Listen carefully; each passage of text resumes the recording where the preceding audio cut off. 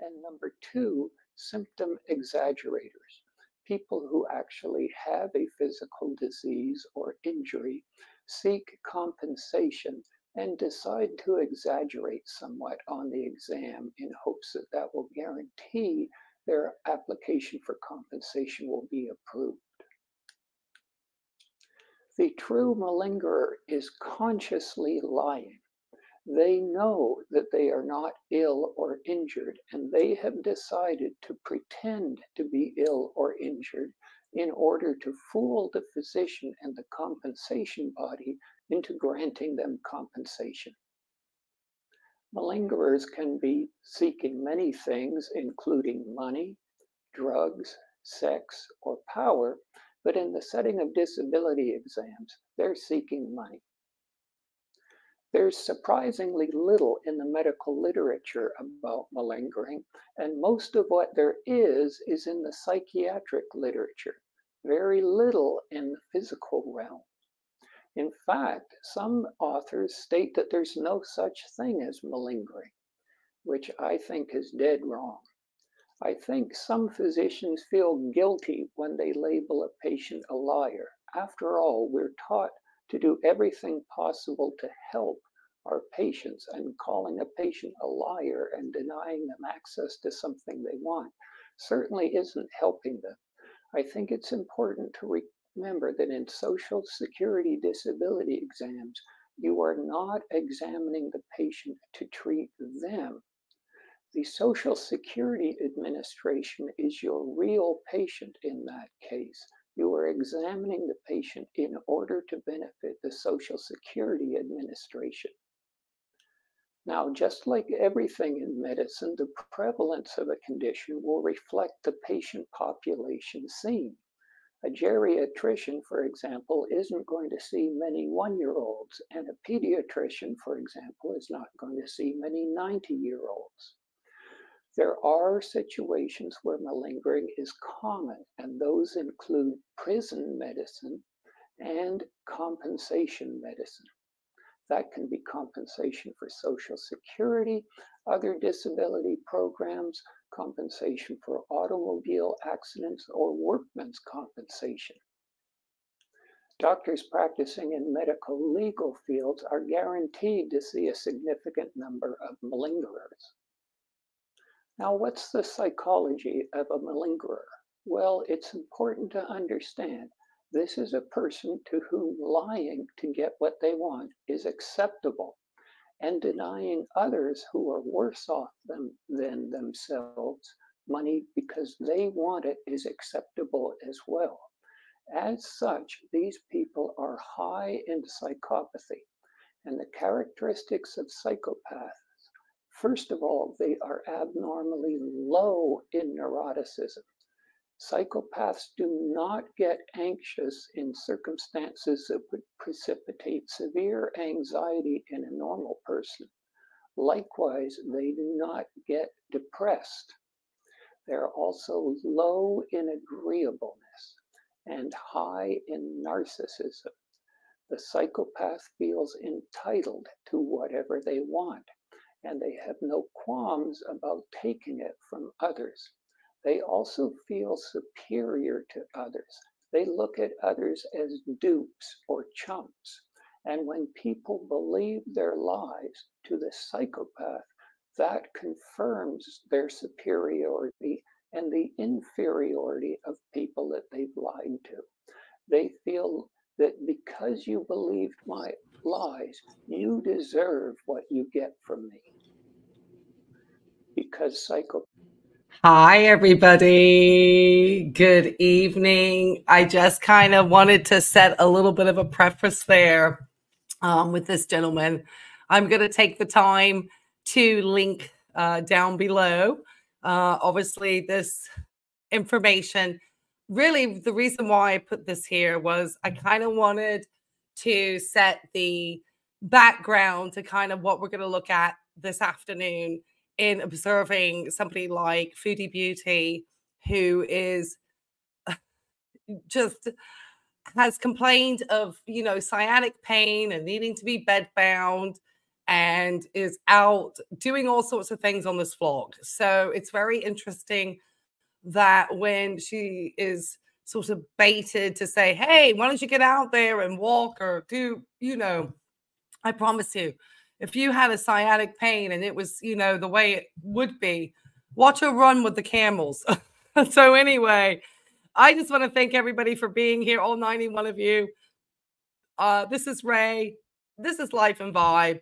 I don't really sort of say hi in the member chats. I think once we get started, I'll make sure that I say hi to every single one of you. I know that if you come in and you come to my content or come to my comments, I don't really try to get back in touch with everybody within a few days and say hi because I really appreciate it. I'm also having a shameless plug to try to get to 800 subscribers extra because Chantel Marie, Foodie Beauty, has actually gone and purchased 800 subs because we went over the other day, if you were in on the live chat, and just kind of examined, and I know that I have not been the only person here in the community that has focused on her and her purchasing of these subs, but there's so much interesting psychopathy, and this is really just for educational purposes. This is not meant to be diagnosing or treating anybody. This is just to have conversations. As healthcare providers, we have to work with patients who have a number and variety of different personalities, if you want a better word, as we work with patients and have to try to assess them and make decisions as we just meet with somebody very briefly in an office. So just imagine that you're working with somebody like Chantel Marie, like Everyday Mariam, somebody who has, you know, we try to stick with the things that she's let us know about. She has said that she is diabetic. I could see that would be a really good potential possibility for that particular patient. Let me get this poor gentleman off. But yeah, hi from Austin. Well, you guys just chat away in there. We have a lot of fun. I just try to get this little thing going because I know there's other creators. Hi, everybody. Just try to flash everybody up. I was trying to throw some makeup on. So I don't know. I might have got a little bit overdone with the Charlotte Tilbury this evening. I try to get on here, but I just appreciate all 111 of you. And really the reason why I'm here and the sort of difference is because every time I hear so many channels and people are asking the content creators and the other live streamers, and it's not to say that I don't value their perspective or what these creators, because they have been years, you know, commenting and reacting to this particular individual. I have seen this individual for years, but I finally, when she kind of got into trying to sell a wellness product, and I looked at her, and then I started to really sort of see how problematic she can be with people who have diabetes, who potentially go to her content looking for health solutions and somebody to join a community to have a partner in it. Then I suddenly felt my role as an RN and somebody who's worked with so many people who have diabetes, you know, that I had to, yeah, Foodie is nuts. And I can't, you know, like I said, I can't diagnose her of that. I've had conversations with people who have studied psychology and therapists. And, you know, I think there's a good amount of documented videotape, which would help you get some idea of her personality, but you would still need to physically see the patient in person and speak with them and ask certain types of questions and do tests. And, you know, that would actually lead to a diagnostic study. It's very easy to make diagnoses and, you know, talk about things like malingering, but I think there's a lot of what she does. And a lot of questions about this clinic visit and whether I'll get into whether I really think that she is starting that, whether this is part of a larger medical sort of scam and exaggeration that she's using to get and garner sympathy and money from her channel. And I'm very serious about this. I've been doing a lot more studying and researching about how people use platforms like YouTube, TikTok. There's so many cases of it. Usually they try to embed themselves in small communities where they can get a lot of people to kind of get on their side, and they befriend people, and they usually look for certain personality types. But Chantel's very antisocial, so that would not work with her to have to be in such close contact with people. So she doesn't use that confidence tricking as much. Hers is really coming from using the platform. And I hope, a really interesting piece about to come out about how she uses another type of her personality traits along with that reaction she recently had, because she's a very toxic individual. So as much as I can just say to people, keep away from, you know, her, if and giving her any views. If you want to watch her content, you know, come through my channel, come through another creator's channel, and so forth. But anyway, back to my point, not to sort of labor myself out. But I've heard lots of people asking other creators, you know, do you think she has peripheral neuropathy? Do you think this? Do you think that? And I think the majority of them do not have any medical background. Very few may have actually any background. And there was a case of which, oh gosh, girl, I promise you, every local news story in the United States, England, Australia has one of these cases. And I'm actually going to be doing, like, I'm going to try to compete with Foodie in her story time about some of these folks. I've got one planned, so just look out. It takes time to write. And I'm trying to build the channel. I'm shamelessly, like I said, asking people to subscribe to my channel and letting them know that Foodie bought 800 subs. So I'm just going to shamelessly ask for 800 subs in the hope that I don't have to buy them. Just, it's a little bit of trolling, obviously, but this person is, she's always going to have her loyal band of followers. I mean, that is just going to happen. And she's going to try to get to her 100,000 subs. My goal always as a medical professional is to say, hey, step back, take a look before you just jump in with these people. What licensure do they have? What do they need? What are they gaining from this at the end of the day? Does anything seem in congruence with it? If she's talking about the sciatic pain and this, that, and the other, and then she's like literally outrunning Camels, which we'll see in a moment. And then like I said, her details around everything around that clinic. I understand having a level of wanting to keep anonymity within a healthcare establishment, but there's not even a shot of her inside the doctor's, like even in the patient room. And there's time, as all of you know, where you're sitting there for an extended period of time, sometimes in the patient waiting, like inside the room of the patient room, inside of a facility before a physician walks in. So there was lots of opportunity. I've never seen her with a medical wristband on. I've never seen her with actually any discharge paperwork. There's nothing that it's very easy to drive up to a clinic, walk a hallway, and exit a building without having actually seen anybody. And it's very easy to look up, that, B12 shots. I really have serious, I'm not saying that I don't think she's got things going on with her and that she does not have diabetes and she's potentially getting the effects of peripheral neuropathy and that toe starting to maybe not heal and hurting her. And she's not really, maybe she went one time to see somebody to address it. And ever since then has just been milking the heck out of it. Maybe they told her she was low on B12.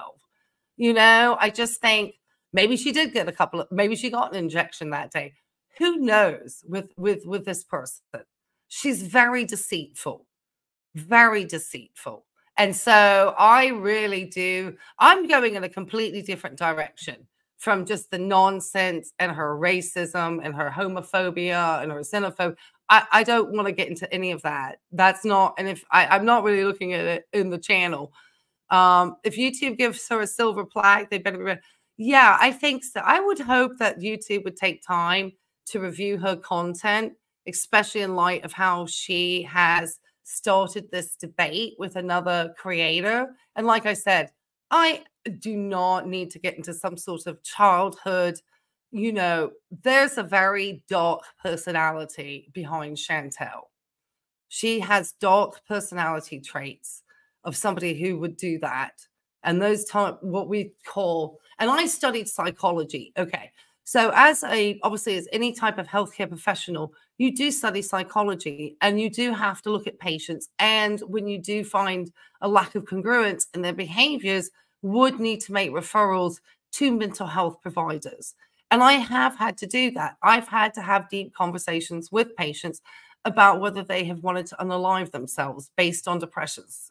So I do have, though I'm not a psychologist, as a registered nurse in a year within graduate school, these are conversations in the decades that I've worked with patients on the floor and families that I have had to have deep conversations. I've had to work with patients who are schizophrenic, bipolar, because they still come with medical issues. So though I'm not a diagnosing psychologist and I'm not going to diagnose her with any type of thing, I would certainly say that in a professional, and it's not just a checklist. That's what the psychologist, that's why you just can't be on here just calling someone a raging narcissist or something, you know, or, you know, malingering is a little different because that's not in the DSM-5. And it's something as healthcare professionals we all taught to look for, especially when people are coming to ERs or people exaggerating pain and people wanting to get pain medication. So, yeah. That's definitely part of what falls into what Chantel is up to. So anyway, yeah, what we got here with the person that exaggerated pain for something money. I believe that she is diabetic. Yes, she's a pathological. No, she absolutely. She is no different, in my opinion, doing what she's doing with her audience and going on about the sciatica and so forth. Any different from a cancer scammer? She's just using a different illness. Those people just fake it completely. Okay. And that's a real, you know, and it's always about money. These people are driven for what is their gain? What is the gain for them? For Chantel, it could be drugs. In the ER in Canada, it could be insulin to get that insulin down because she was beezing so badly in Canada. She doesn't do any of her controls with diet or exercise.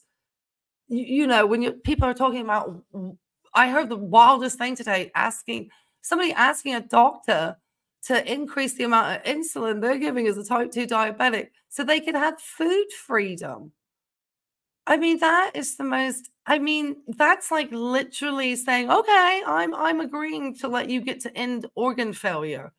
I mean, that is just, I just don't think. And then there's just like, oh, people shouldn't talk about people's diabetes. No, absolutely. Because it's a burden to everybody's healthcare and everybody's insurance, because the insurance and everything, I promise you, a lot of it is taken up with diabetes. So, I mean, that we need to have these conversations. We can't just ignore diabetes. I'm sorry. There's so much going on in the chat, and I apologize if I'm not paying attention. It's a psychiatrist. That's the first thing she said. Never diagnose if you're not a professional. Absolutely, Green Dragon. Right. And like I said, I would not label anybody within the DSM-5. I would look for personality traits that could be something that I would think are not congruent. And then I would make a referral to somebody in mental health. Or even as a practitioner, there are times when somebody has depression, I would treat with depression medications. So as a nurse practitioner, that's not within my realm. If somebody has certain scores on the PHQ-9, for me then to treat with antidepressive medications. So in some ways, I'm working towards not fully giving these, you know, more, intense levels, but definitely, you know, being able to say they are disseminating and using that along with psychiatric diagnoses. Yeah. So, yeah, diabetes is so expensive. Right. And that's what makes me so astounded. Licensed procedure counselor here. Her traits are certainly consistent. Yes. Thank you. Thank you, Inspiration C. Yes. They are very consistent with a narcissistic personality disorder. And certainly, I think the doubling down that she was doing in her, I found a very interesting piece. And I don't know how the mental health community is going to take it. But obviously, like I said, as a medical professional, I can't, I need to work in collaboration with people. And I do prescribe to some extent some medications, especially for depression, when it comes to managing chronic long illnesses like cardiac disease, diabetes. I mean, they could have anxiety, depression, and we would be prescribing these medications for them. So it's not unusual for me to know, and I've given a lot of these medications to patients and worked with narcissistic, grandiose narcissism, bipolar disorder patients. I mean, you guys know exactly who are all there. Oh, you're fine, professional. You are fine. We are just so excited you are here. I've been having so many of my peers joining me. So trying to give really a forum where instead of just like laughing and joking about these types of individuals, we need to consider, as the internet takes grasp, how are these people getting into the community, global community at large, and kind of wreaking havoc, or using these platforms for their larger gain? And how can we get either our audiences educated to look and be aware of these signs and try to keep away from these creators, and therefore know where to spend their time looking for better content that really is going to be benefiting them? Or, how, because it's a lot. So I think as the medical community, both in the health and mental health, we really do need to make sure that good people are alerted to what we see is potentially not. And I know they do a really lot of good work on TikTok. I don't know necessarily if I've seen a creator just like myself kind of trying to just call individuals who actually is a healthcare professional and kind of can say, yeah, that doesn't make sense. Because I was hearing one person's story and I would have had a million questions because nothing that they said, none of it made sense to me. I mean, it's just like, what? No, that there's like 40 steps of people that you need to see between you finding out that lab work and then that diagnosis. It's like, doesn't happen like that, And I think, so yeah, anyway, all right. Your education's, what do we got going on here? My personal belief in Pins tells a bad C. I absolutely believe she's yeah. I could talk about, you could talk, definitely, absolutely. Someone like Foodie. Well, the one thing, and I don't think Inspiration Z would be, there's very little that you can do in the way of treatment for these folks. It's very difficult to treat these individuals. Very difficult. Both medically and trying to get them to comply with a medication regimen. So this is why she is so impossible to control, and get her to actually address the actual health things that she has going on. And then, getting her to address the other parts. They're very difficult to treat. I think she lies all the time. They're very difficult to believe, I think. Just let's see, medication. Yeah, medication could help, right? And you can't force medication on these folks. That's the thing. I mean, you could give them a 5150 hold if she were at harm of herself, okay? But that's about it. That's an involuntary hold for 72 hours. But apart from that, and she'd have to really be out there doing something. Do you know what I mean? That's not something that just gets thrown out there lightly. There's all sorts of medications, but the difficulty is that you cannot force these people to take medication. So if they decide they don't wish to be medicated and they don't see the benefit of being on the medication, then you're not going to be able to get them to medicate. You're really just having to be aware that these people exist in our communities, and how do we kind of not feed into their narcissisms? That's kind of, and the more she gets this, back and forth with the other creator, then it just kind of feeds into it with her. She really doesn't see the attention, whether it's negative or positive. All of it is positive, probably to a narcissist, So yeah. So I'm kind of just looking at this. Yeah, you can bring the horse to the water, you can't make it drink. And we don't do that to people. We don't, in our society, we don't forcibly medicate people, even with psychiatric illnesses, unless they really are at harm to themselves. And even then, you need to have consent. Even when I had patients who were dying at end of life and who had very distinct mental health disorders that was making it very difficult to even help them when they were in term at end of life. It was wild, I promise you. I had to approach these patients in very certain ways. And if I approached them in just the right way, I was able to get them to take their medications and kind of help them with their pain. If I went in there all guns a blazing, they would have resisted. And then I would have not been able to give them medication, because then I would have been forcing that on them and they wouldn't have been giving me their consent.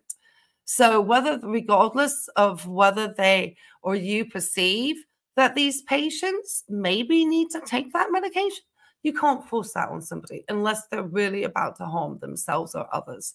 And I've only seen that in one situation where a very violent patient was being taken out of sedation in the trauma unit. And I mean, this is, girl, this is why. I mean, that's what I was saying. I've had a lot of experience in working with these types of things. And I'm sorry, there's so many people in the chat, and I don't want to sound bad. I'm going to try to show up things. You like the chat? That's fun and welcome. Also, for we can have more than this. Yes. Thank you, Dying Duck Fit. I hope so, because I know that everybody is using their time to be with me and all of us this evening. And I hope that at the end of this time that you spend with me and everybody in the chat, one, we're not bullying, we're not saying hateful things. We don't need to do that in this community, because we're educated and we have evidence and education behind us in order to explain some of the reasons why this person is behaving this way. Because I hear a lot of like, I don't know, I don't understand. Why is she doing this? We keep telling her. Well, it's because, you know, these are the personality types and these are the difficulties that you deal with. I have worked with bipolar patients that have just, I promise you, doing things that are so harmful that you are just like, why is this person doing it? Why? You know, because in your right mind, which is why we say that phrase, it makes no sense. But they are, I mean, I've had patients who've had to be helicoptered into hospital, major heart attacks, because they don't eat, because they've been on a week-long cocaine binge. You know, and it's going to precipitate probably a cardiac event, because their heart's going to just be not going to be able to take the drugs after a while. And I still have to care for these patients as if it was the preacher in the room next door. So I've had doctors had to have come to Jesus moment with grandmas brought to the heart hospital because they've lost children or something, and they've gone and taken a bunch of cocaine. I mean, it's wild. So yeah, I'm so glad you guys find it beneficial. Okay, so let me thank everybody again. I'm just shameless. If you have not already had an opportunity to, I'm going to bring me a little bigger. If you've not had an opportunity to like, subscribe, and if you're part of the replay crew, just put replay down below. And I'm just, like I said, I'm shamelessly asking for 800 subs because Foodie, she just bought hers. So I'm going to try to just ask for mine because I'm polite anyway. All right, guys, let's bring her to the stage. I wanted to talk about this one. I have another reason to look at the other thing that she did. I don't know if you guys can. Oh, I'm hiding Junebug. Hold on, let me show you. Junebug's right behind me. There she is. There's Junebug. Say hey, Junebug. She's tired. She just had a little walk and dinner, so she's a little tired. But we'll probably walk after this because my piriformis tends to hurt after I've been sitting down with you guys on the chat, so I can understand why Chantel's piriformis hurts probably too, if that's what's going on. But I don't know. She's running from the Camels tonight, so she's getting a little wild. Flowers are still going, guys. We don't know where Chantel is in her arc at this moment because Raging Arc. She's at the Rage Arc and the Wikipedia Arc, I guess. Salty Barbie's always with me. Salty Nurse RN Barbie. I was the kid who could never take anything out of plastic. So, yes, that's me. And obviously, stethoscope if I feel like I have to get real medical there. Hi, Jamie. Oh, flowers, do you like my flowers? Thank you. Yes. $3.99, Trader Joe's. Some of them have actually lasted longer than Foodie's arcs. I have one set. I think these little flowers here, these little like bell flowers I've had this since the original bouquet. And I feel like that was 3 weeks ago, tomorrow or something. So some of these carnations and a couple of these have been going longer than Foodie's new name. So yeah, I don't know about the everyday Mariam. Like I said, if she wants to be referred to as Mariam, I'll try to remember. But I'm very forgetful. So yeah. All right, let me get her. Foodie would eat them. Oh, yeah. She's yeah, I think part of her thing too, and I spoke about this, and I think some of the other channels have also agreed with me that she is potentially has a side hustle off of YouTube, but is performed on YouTube, which is more to do with her having content for fetish. And I'm just pretty honest about, I have a feeling about that, just because she tends to eat in certain ways that are quite demonstrative, you know. She always has like a little bit of something here, and we're all laughing that she's sloppy. Then she gets the little tongue there, and it's very provocative. And so she then says she doesn't worry about money, which gives insight into her potentially having another stream of money, because she would definitely be fighting much more for memberships and stuff, I think, if YouTube were her primary source of income, because she's nothing saved for all the years that she had been on YouTube, which is why she rages at the other creator about purchasing a home, because she didn't think to be that sensible with her money, because she couldn't be that sensible, because it's not in her personality. But she's going to be upset that somebody else did it. You know, she just, you know, she's one of those types, and she's been given a lot of stuff. So it's all about choices. I promise you, I've had given far less and probably have done a lot more with it at the end of the day. And here's somebody who gets given so much, including, you know, subscribers who get into all this like weird content about watching people who are overweight eat, basically. And she's able to make a lot of money, or when she caused a lot of chaos and drama. And so people love to give money to that. You know, it's hard to be one of these good channels, or a channel that does something like I do and try to make, you know, any type of, obviously, you know, trying to think of this as being a career, because it's not the type of content, even though I get a lot of people watching. So thank you guys. But it's not the type that's going to garner, you know, people that need to send a ton of money, like, you know, another creator, because she has so many people in her chat, but I can't actually watch that content. I'll be personal. From my personal point of view, it's very aggressive for me. I don't just like constant name calling and stuff. It's very juvenile for me. It's not why I'm here. She is an example of somebody using her platform who obviously has medical issues, and we're going to kind of see too how she interweaves her, like, using her medical stuff and how she actually appears. Okay? Because remember, she's had sciatica. And if any of you had sciatica in the audience, and how she just, it's not been that long that she said she was going to be completely bedbound. And she was being pictured in the wheelchair and all this stuff. And her audience at the time started to send her a fair amount of money in the chat, because I saw it when I looked at other people responding, because sometimes, you know, I don't always react to her stuff. But anyway, here's this poor cat. I'm trying to figure out how many days this cat's been in hostage. I need a hostage counter. Like, has it been 250 days? I don't know.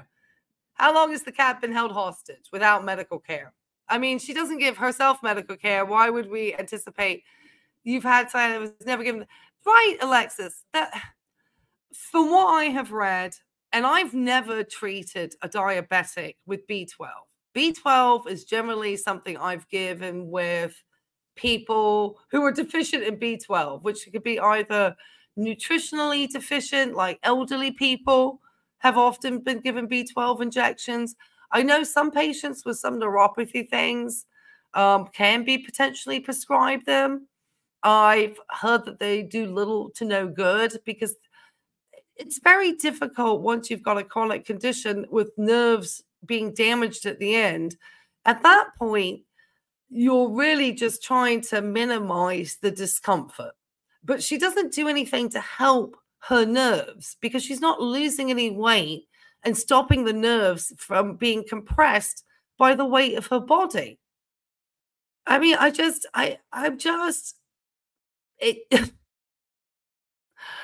certain things, and it's not to ever shame people because I'm not about that. And I hope that people, you know, I do a roast on her the other day because when she does that food and sometimes she has to get roasted. And I have a feeling, I always feel like planting some words like Machiavellian and just calling her Machiavellian and malignant and, you know, dark personality traits and start using these words because I've started to hear where she's definitely kind of a personality mimic.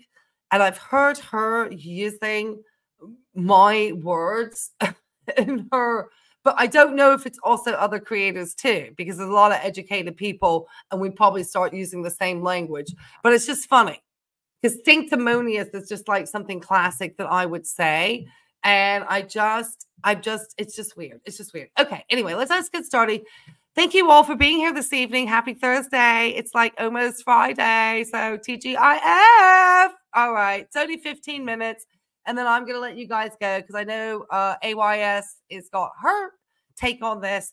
And she's much more familiar with, obviously, the religious aspects. I'm here to assess the patient. Okay. Let me get my stethoscope on, guys, because I'm assessing Foodie and how I think she looks. What are we discharging her today from the facility?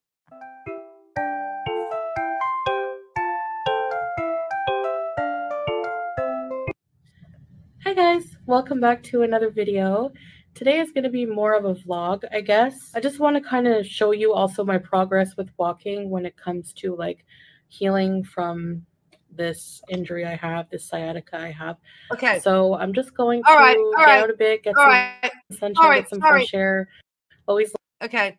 This is where I'm going to start putting my fact that I love all these crime shows. I don't know if you ladies are like me, but I definitely have joked about the fact that my enjoyment of shows like 48 Hours, to Dateline NBC, which goes on like for 24 hours on YouTube for free, you know, all of these true crime stories has made me feel like I'm a wee bit of a detective and now a medical detective when it comes to Miss Chantel here. And the first reason why I pointed out is she talked about an injury and then she talks about the sciatica.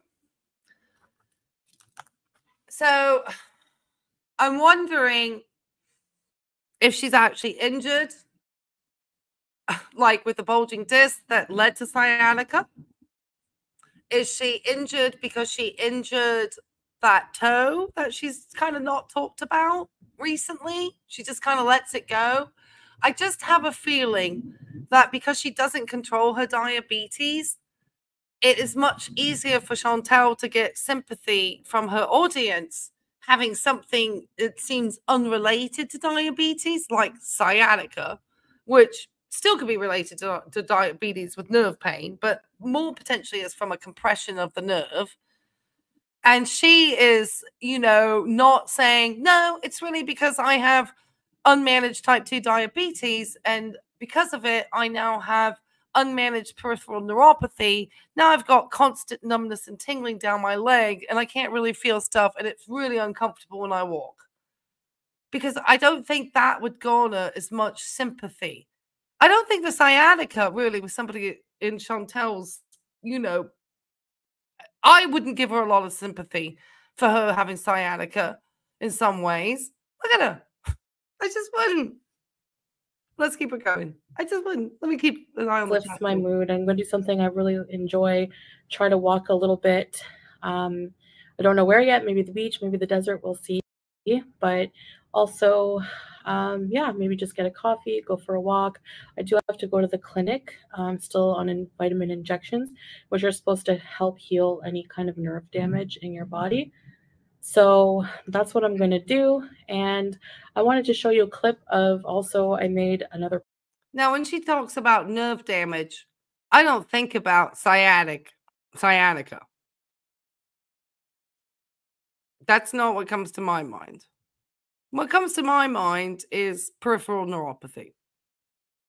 So I think she's in the case that she's exaggerating.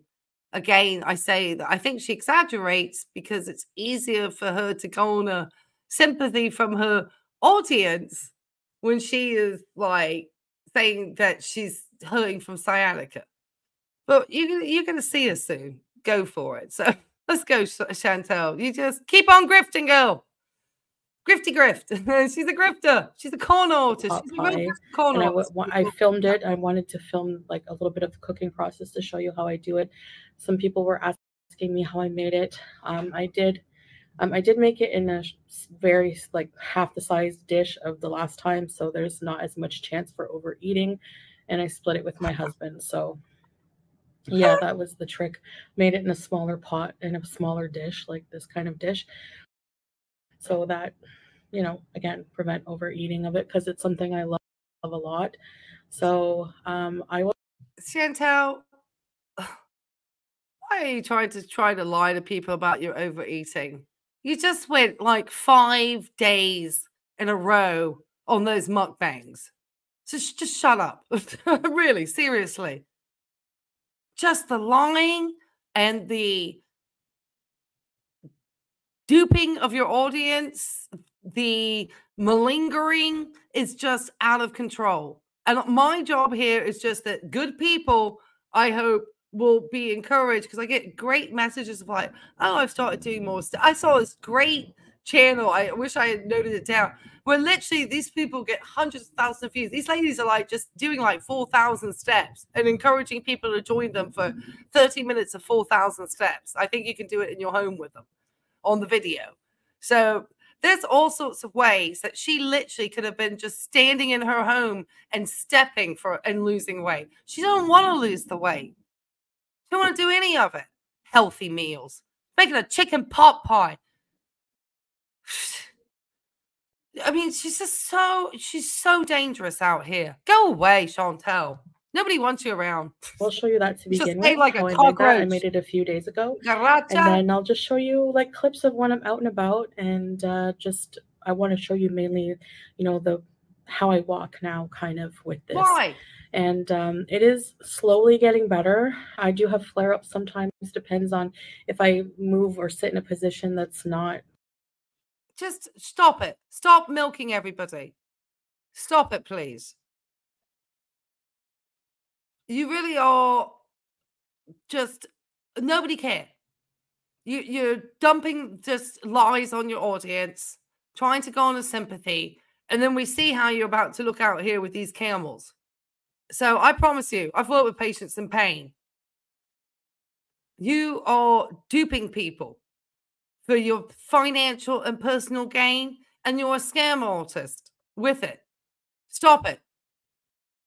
Take care, go home, take care of your diabetes, get the therapy that you need, whatever, you're not. But as far as like trying to exaggerate your medical stuff in order for your personal gain, this needs to stop. This needs to stop, girl. You're a scammer. Favorable, that kind of like causes more compression on the nerve. So sitting, again, is the worst position for me for that kind of thing. So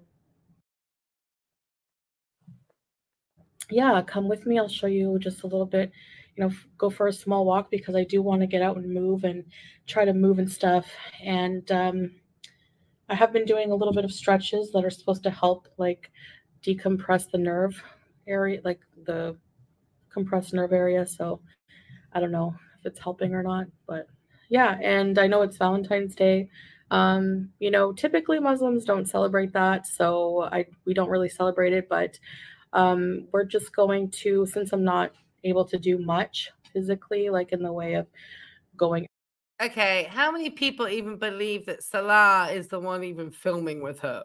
I mean, I still have doubts, unless that's his one duty that he needs to fulfill to her once a month is go out and film with her every once in a blue moon and not be seen on camera.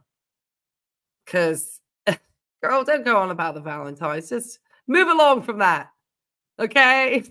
Just move along. Nobody cares. Nobody cares. Okay? Well, maybe 3 of your beezers care, but nobody else really cares about it, girl. You're 40 next year. Come on.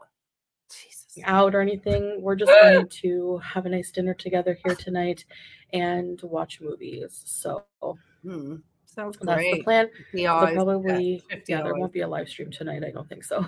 We're going to spend the time together and just enjoy each other's company. And yeah, that's about it. If you do celebrate, I wish you have a wonderful day anyway. And Yella, let's go. All right. What's that? All right. This is my gravy for the pot pie. Okay. All right. I'm my stopping the ingredients. Hold somewhere. On. Oh, no. Okay. This is not any... Okay. Just... Shit.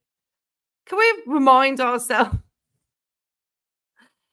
She is a type 2 diabetic, and she's basically making what we used to call a white sauce in England and then flavoring the white sauce to a gravy. So white sauce is just basically getting butter and flour, and, you know, you melt the butter in the pan. You add a very small amount of flour until it's, or the pot, I should say, until it's sort of, you know, makes a little bit of a paste. And then you slowly add milk into it in order to build that, you know, thick white sauce. And then from there, you can flavor to many different sauces, including a gravy.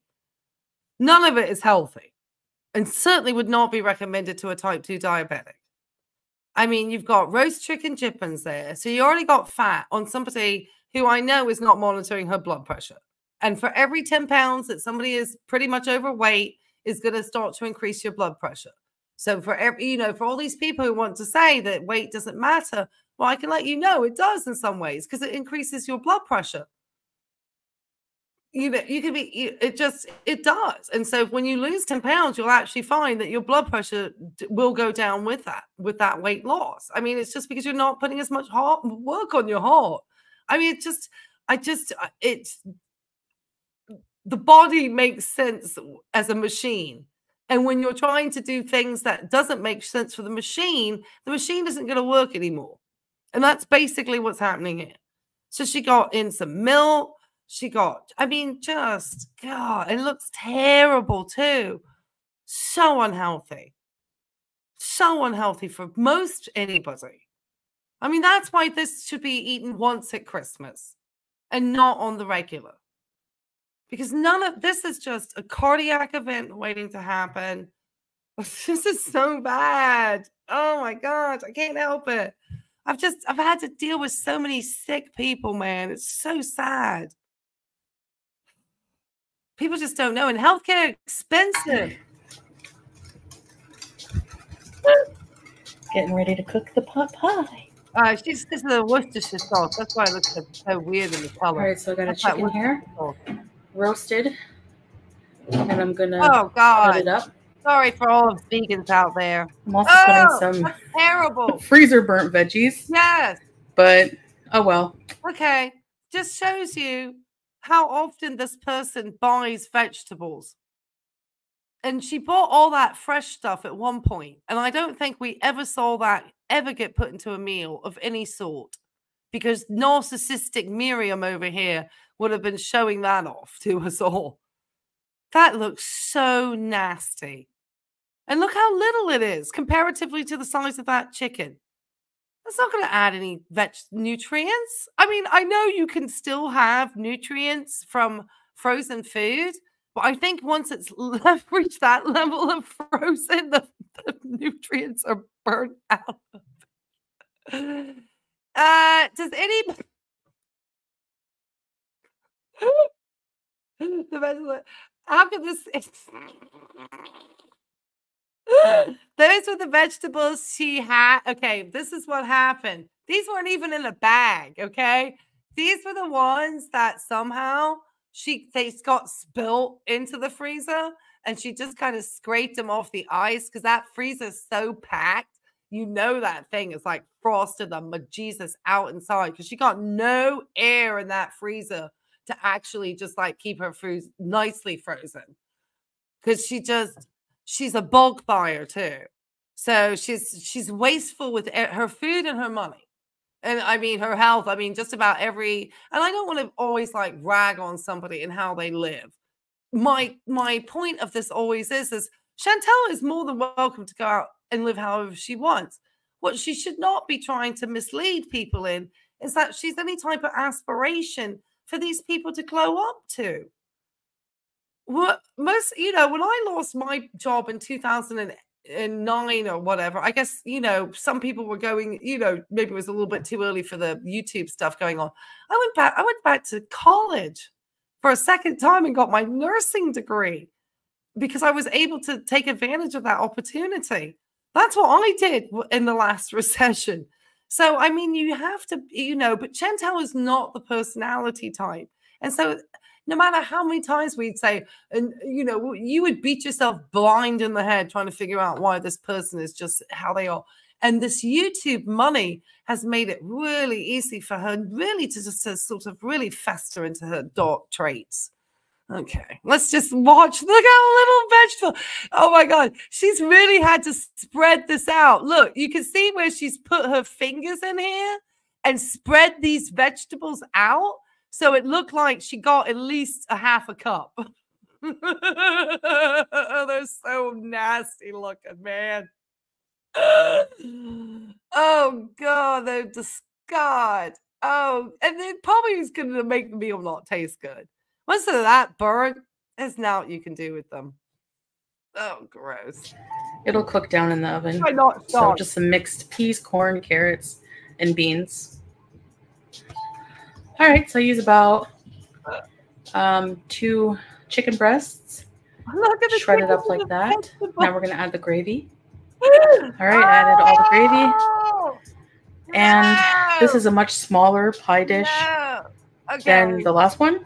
But maybe by half the size. Sorry, I'm terrible. I'm going to make some bad healthcare jokes here. And that's all I need to say. Okay, that looks like a Code Brown. Code Brown! Will prevent a lot of overeating because I love this so much. All right, and here's my pie crust. Why is it oil. tan?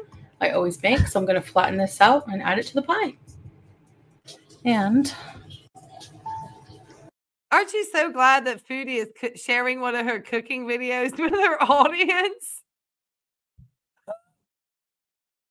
Why does it look so tan? I think that's the Worcestershire sauce she added with the chicken drippings. I think it's that Worcestershire sauce. That's what gave it that lovely color in there. So she got some anchovy flavoring in her chicken pot pie. Along with that half a cup of can you imagine? This is what you decide is your cooking content. I mean, I'll give it to her. At least this time she is pointing the camera at the food and not at herself. But I think maybe this was not the meal to focus the camera on because it looks fucking terrible.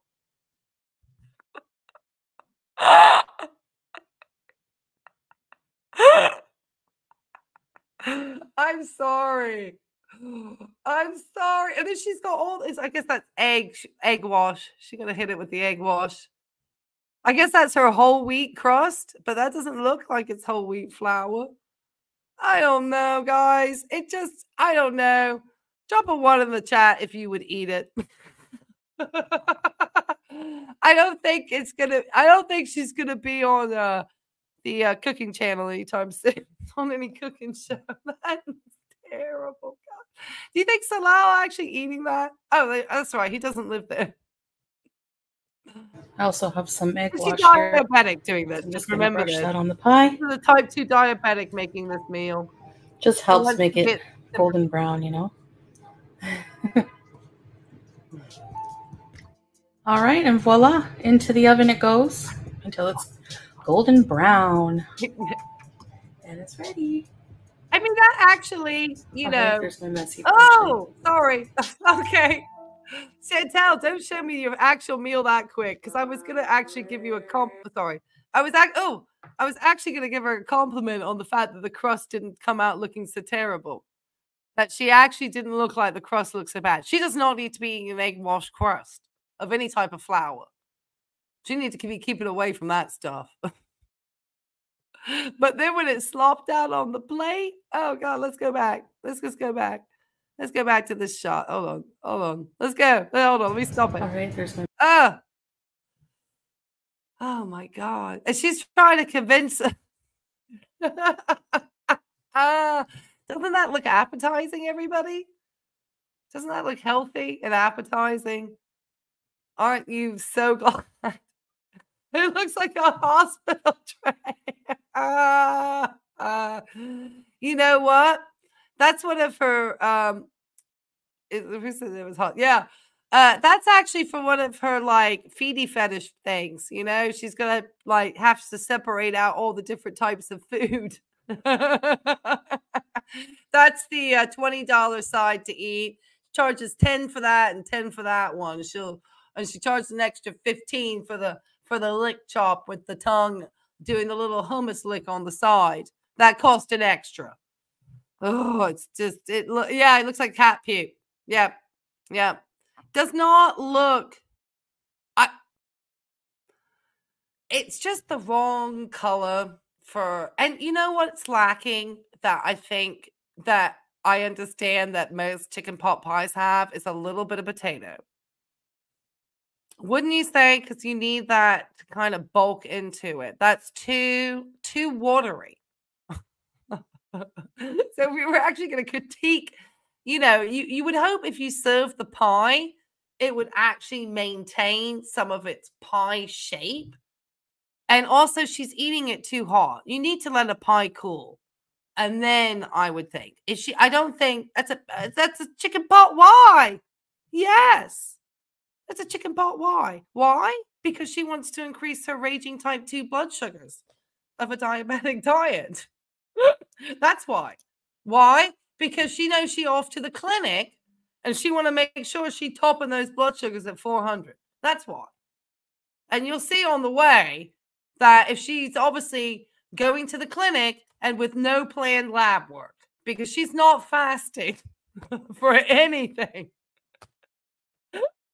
So I got questions when she gets to this clinic, and we'll review them. Too much gravy. It's too much everything. It's nasty. Hey, Edwin, disgust. And I love to cook. No way I eat that. She made yuck. I don't think anybody wants to eat. I'm a wonderful Southern cook. I wouldn't feed that to the dogs. I can make right. Yeah, it's just it's not. I think, and I mean, why would you come out to show cooking content with freezer burnt vegetables? It just, I mean, most of the time they come out, all of us have seen cooking shows. I mean, there's very few people who've not watched a cooking show and wish they could cook that way. Come on. But, I mean, I'll give her kudos that she focused on the food and not on her. The food just wasn't worth focusing on. Okay, let's keep on going, guys, because we don't have much longer. And I know, like I said, we got other peeps coming in tonight, and I just appreciate you spending a little time with me this Thursday. A messy portion.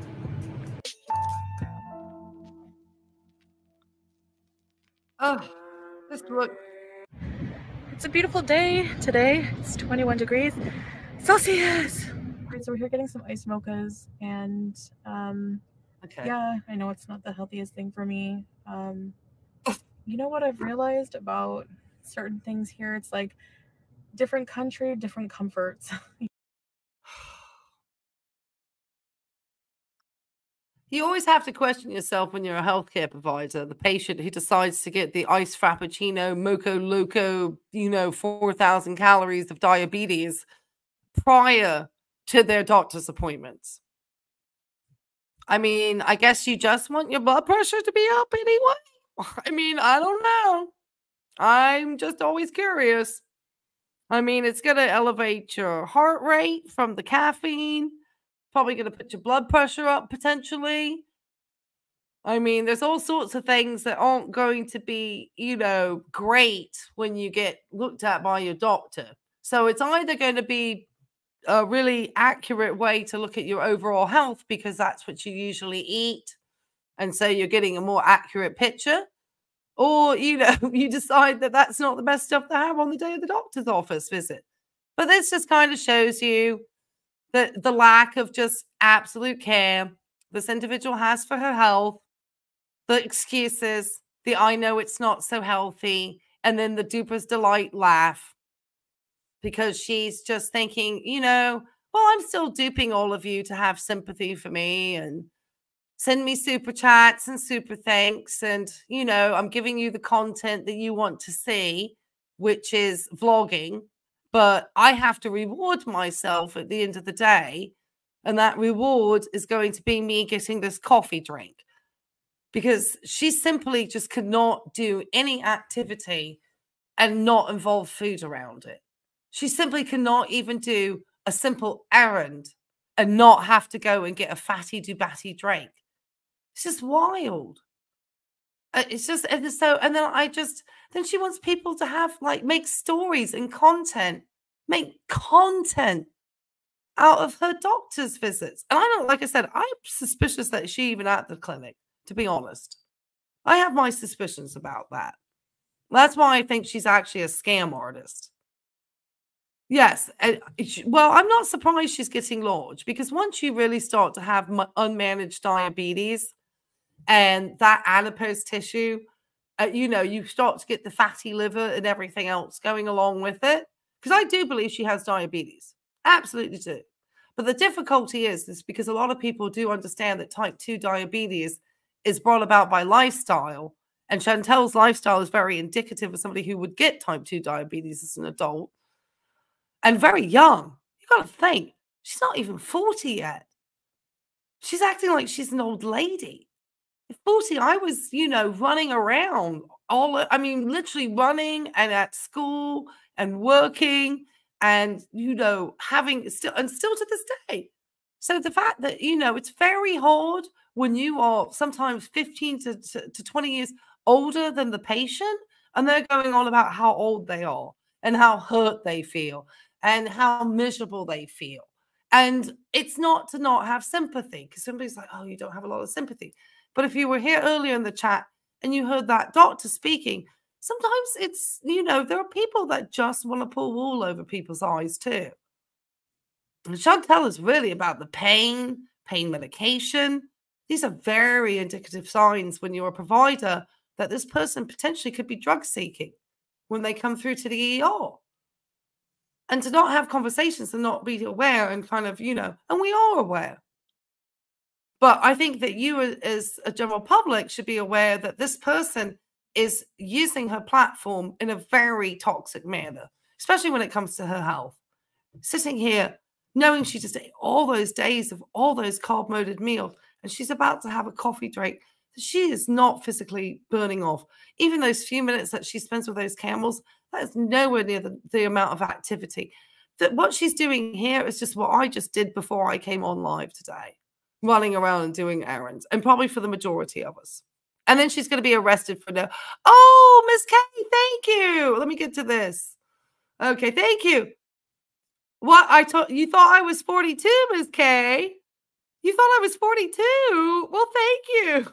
No, I will be 55 in August, actually. And I'm very happy to say I will be 55 in August. I'm the same age as Jennifer Lopez and Jennifer Aniston and all those ladies. So I've got some like serious competition to keep up with that age group. Like Paul Rudd, all these people were born the same year I was born. Well, thank you for sending me $2 and paying me a nice compliment as well. I really appreciate that. So I'm very happy. You know, that's part of the reason why I try to say things, and I've had my colleagues used to laugh at me because I had conversations with my patients around food and health and diet because I don't want to see people in the hospital. And I know that a lot of what I used to see, especially in cardiac medicine, was to do with lifestyle, unfortunately. And we're targeted to have very bad lifestyles. We work a lot. We are under stress. They tell us this stuff at these fast food places is food, and it isn't. It really is not beneficial to anybody. And then the fact that you would then sit and eat that in the car and be immobile while you intake all of those carbs and sugars and processed food is really damaging. And it's starting to reverse how young people are living. People are always like, why are young people getting colon cancer and stuff? Because they've probably had more of these fast food diets since young childhood and processed foods than we had when we were growing up. That's probably why there's more incidences of it. And they're much more sedentary because of the amount of them who enjoy playing video games. And not to say that, you know, that doing that hand-eye coordination and playing games isn't beneficial for the brain, but all day long where it's addictive and you don't want to leave the house, it's like anything, or being on the phone all day. You know, there's a lot of things. Oh, Adrian, thank you. I understand the way people get time. Absolutely. You can too. Absolutely. If you are still having a diet and you are old, especially for women in menopause, just be cautious. Sometimes with changes in our age, we become more, you know, those body changes, we get more having the risk factors to start to develop these diseases and illnesses. So, for example, there's something about menopause that can change for us. And so for ladies, it's really important to keep an eye out for that. People who are alcoholics, who are often thin because they choose drink over food, they definitely can be a type 2 diabetic. If you are having high levels of stress, if you're having to take any steroid medications consistently, you know, there's asthmatics and stuff. I have a friend of mine who, I don't think she's type 2 diabetic, but she ended up putting on a lot of weight because of the amount of steroids she had to use because of her respiratory and asthma. And she just kept always getting these types of inflammatory illnesses. Other, you know, just not watching what you eat. You can be skinny fat. There are people that are known to be what's known as skinny fat, where you just are eating sweets but with no nutritional value, and you still can you know, still have not used the energy in your pancreas. So there are, absolutely, yeah. So, but for the majority, you know, most of it is going to be coming through having diet that is increasing the amount of blood sugar. And then over time, what happens with type 2 diabetes and getting that truncal obesity is just because it kind of, the sugar goes into that adipose tissue and the weight then gets more and more difficult to lose because it gets more stubbornly in there. Yes. What's this? This is why I hate being this. Oh, I'm so sorry, Green Dragon. Don't, well, you know, I always think that it must be frustrating. It must be frustrating. And it must be frustrating to see somebody like Chantel, who had moving around and not making choices to not become disabled, because she will become disabled at some point. And I think that must be so frustrating, because I think people who have never really truly been disabled and have had that really taken from them, that mobility and that independence that can sometimes come with that, and until you can get everything modified, and that's expensive. So I think, and then there's so, you know, you just don't, and she's just taking it for granted. I think that must be really frustrating. I appreciate you sharing that, Green Dragon. And I'm, you know, and I really do appreciate it, and I try to be sensitive, because I know that there's many people in my community who may not be able-bodied. Because, and this may be the, and it makes me want to cry, actually. I'm so sorry. It does. This is why I'm doing, I'm sorry. I'm a big softie. This is why I do what I do, because I don't want people like this taking advantage of good people who are genuinely in a situation and feel for this person when she doesn't feel for herself or her audience or has remorse. My doctor had me do the TRT for diet. Good.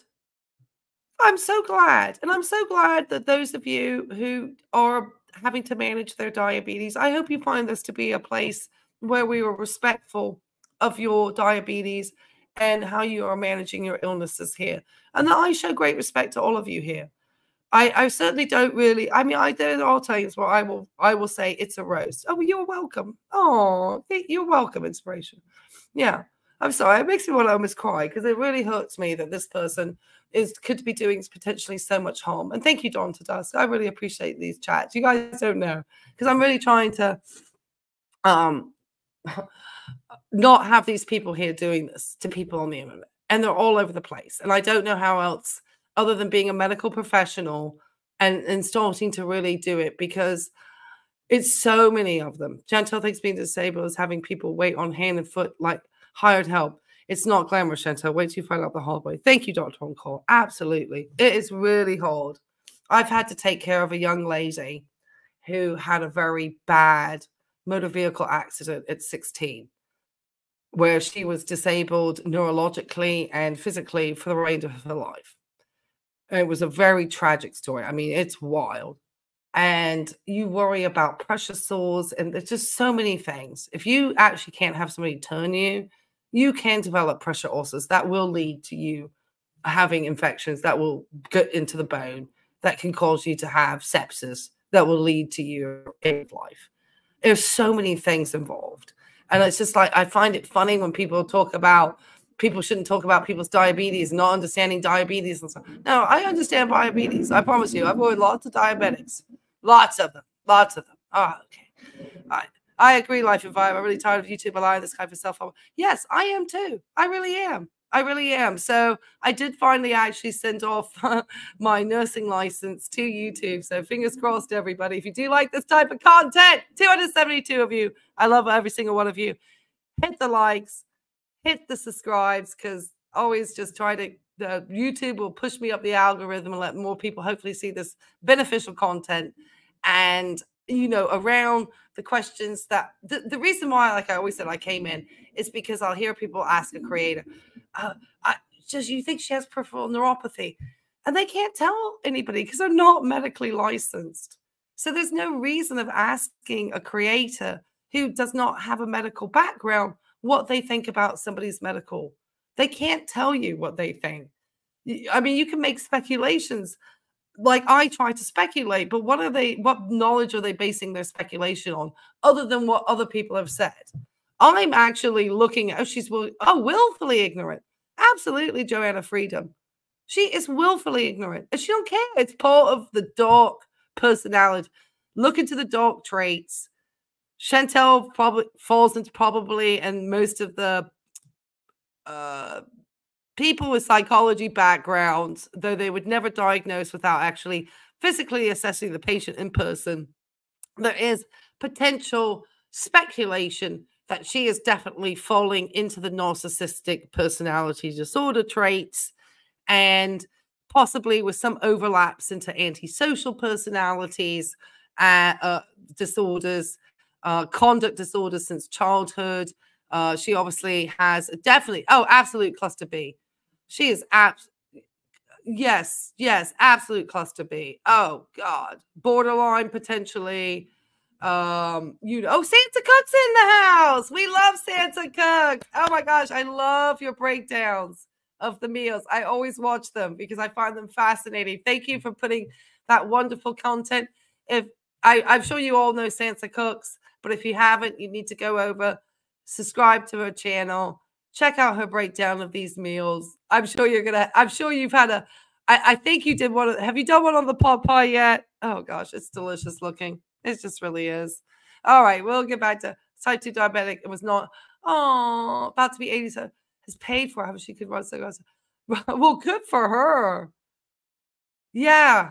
Wow. But I wonder, did she eat as much processed food as Chantel? I mean a lot of diet controlled type 2s who are older because they just don't eat as much. So you don't need to have the medication. They may take metformin. I think I've spoken about this. Yes, absolutely. Yes, possible borderline sociopath, psychopath. Yes, allegedly. Yes, allegedly. Just is just speculation. This is just a forum for education and information. This is not any diagnoses. Okay, we just always want to put this. It's a forum for conversation. Just like I've noticed with the police, they say when they put the body cam videos out that it's for educational purposes, and the person has not been tried in a court of law. It's the same for our people that we look at in this channel, whether it be for their medical health. Unless she's actually said it, then we can talk about it from my licensed perspective, or from the mental health perspective. Obviously, we're just always speculating. So we just want to be clear. But we can speculate as a society, and we should be able to speculate.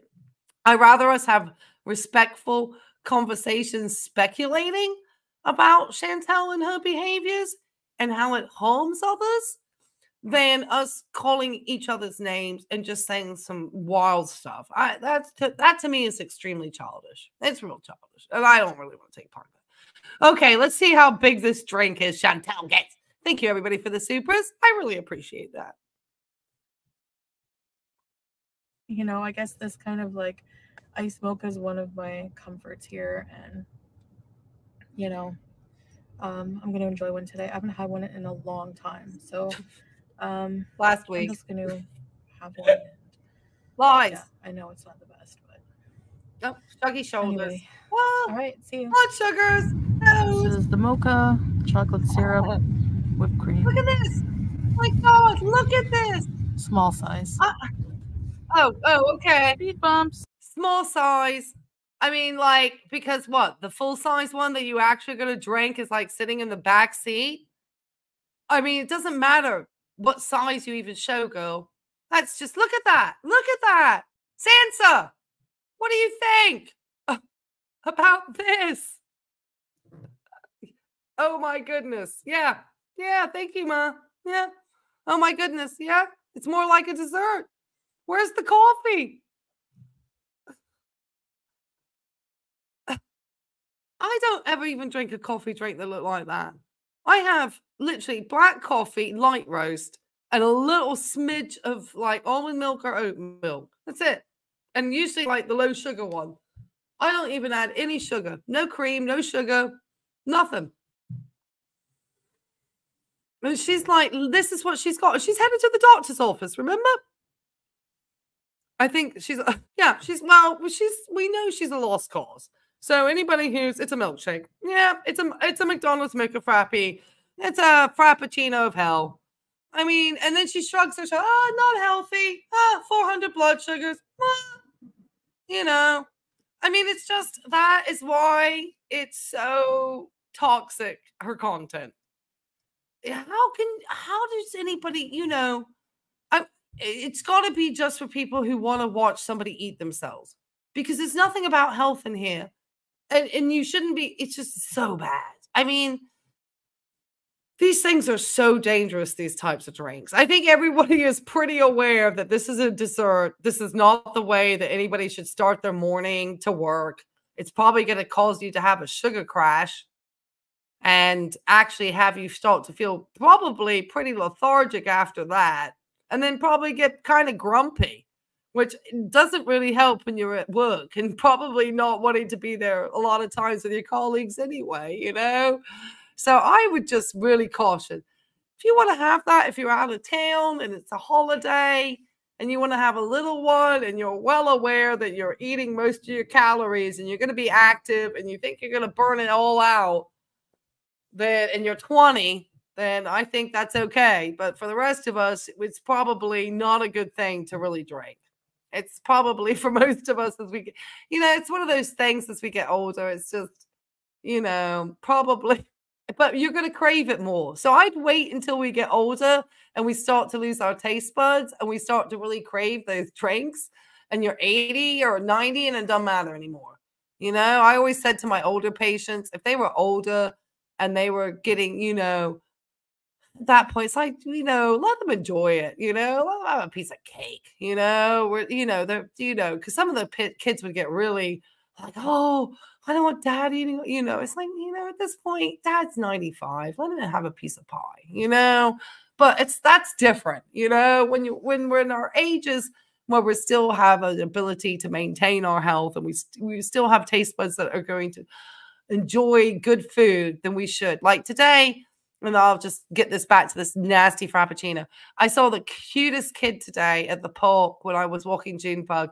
They had these little kids. I guess at a local school, and they were all out having a little picnic. They must have been about 4 or 5 years old, and they were having a picnic in the park, and they were sitting there. And one little boy, he just had this big old apple, and he was just chowing down to this apple. And I just kept thinking how much goodness that apple has with the fiber and how that chewing and how it actually slows you down in your eating because you can't eat so many bites, and it's good for your teeth.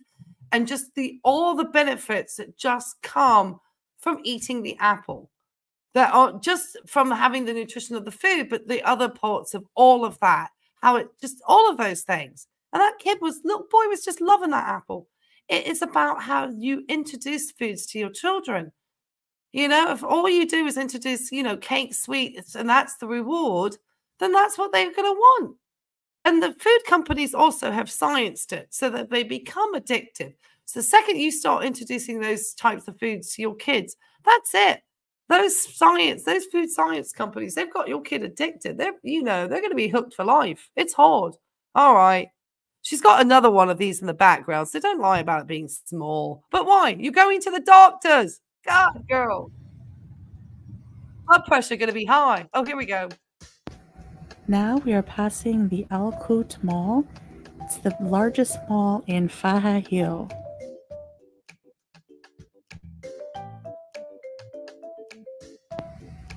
Yep, and this is still part of the mall. And you'll see a lot of flags and everything because February 25th is Kuwait National Day, and they are starting early to celebrate. I learned one thing. Now we're passing the Faha Hill Bazaar. It's a market in Faha Hill.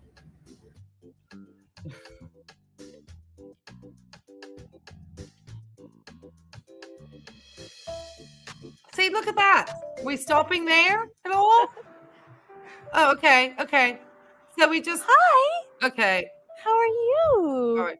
So she cruised past like a stall, which actually had some very interesting looking fruits and vegetables, which I would love to know more about what's native to Kuwait as far as fruits and veggies, because obviously it's a lot of desert land. So I'm very curious to know. And some of the stuff looked real pretty, and maybe from other parts of the globe. But no, she's over, as everyone has pointed out, off to see the camels that are potentially wild camels that could carry zoonotic diseases.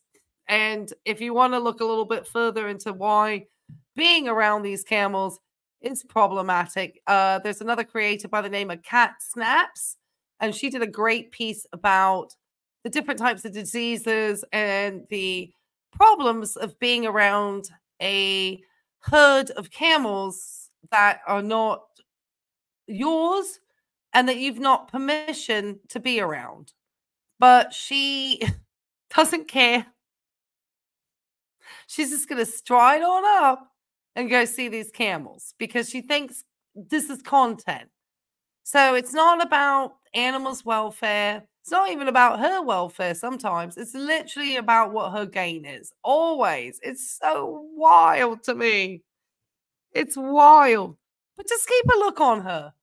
Because watch, if you've been watching a couple of days, how she complained about the pain in her sciatic nerves, and she was wincing and saying about the pain, but then she's dancing and laughing. So watch her walk. I don't see the same gait problems, so I'm going to try to focus on her walking for a moment. But just be aware. This just gives me scam vibes. It's like these people when they always have these cancer diagnoses that are found out to not be true.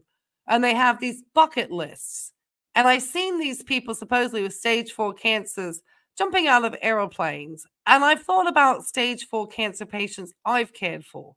There's no way that any of them have ever wanted to jump out of an airplane.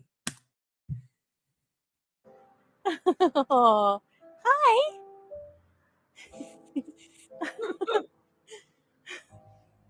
Here with the camels. The baby camel. No. Hi. Yeah. No. Absolutely Hello. not. No, watch it. Watch. It's bad. It's bad. Nope. They don't really like to be pet, I guess, these ones. The family.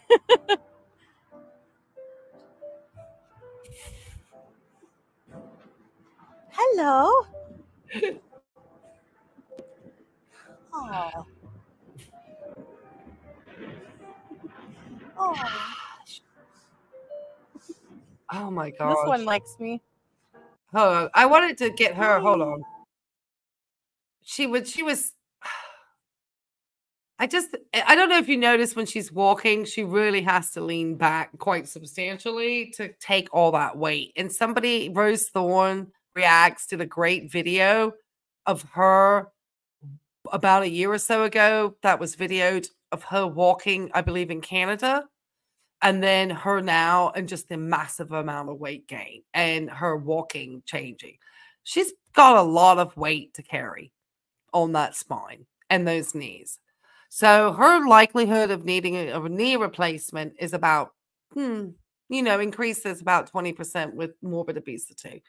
So there's a good likelihood if Chantel doesn't have an event that causes her any complications in the future, she'll be probably looking forward to a hip, a knee replacement. I mean, her cost for medical care in the future is going to be really high. Is it ascites? I don't know, because she supposedly has the non-fatty alcoholic liver disease. And I would actually have to kind of palpate and get certain lab tests to actually get a diagnosis for ascites. I would say that a lot of that truncal obesity is due to the type 2 diabetes, because that is very hallmark to what happens when that disease becomes unmanaged and the blood sugar that is not able to be used by the liver then ends up in the adipose tissue. Primarily, it ends up and gets into the abdominal region and between your organs. So that's really most of that. Whether it's because she has ascites, potentially, but you are so unwell that you really can't move once it gets to that sort of level of ascites that needs to have like fluid tapping out. It's really bad. You are really in a bad way. She looks like she's a little bit too comfortable to be ascites, in my mind. Can you imagine going, no, I couldn't. No, I couldn't. Do you ever feel her liver through her? Could you even feel her liver through her adipose tissue? I don't know if you could get a good palpation of her liver, because it's very high up really high up to the diaphragm. And I mean, I don't know if you could get a really good liver palpation on her. I think you would have to use other diagnostic means to have a good, to really kind of get a sense of her liver. I don't think you can palpate in the usual way. I think when you have patients who carry weight, the ability to palpate for, inflammation or tenderness or swelling in the organs could potentially be more compromised. It may be more difficult to get them to do some of that diagnostic that we do. Yeah, that's a great question. Thank you. Let's see. My husband had diabetes. He had it under control, watched his diets. He developed. Oh, I'm so sorry. Oh, yeah. I'm sorry that I'm so sorry. I'm sorry. I'm sorry. I'm so sorry to hear that. Yeah, I'm sorry.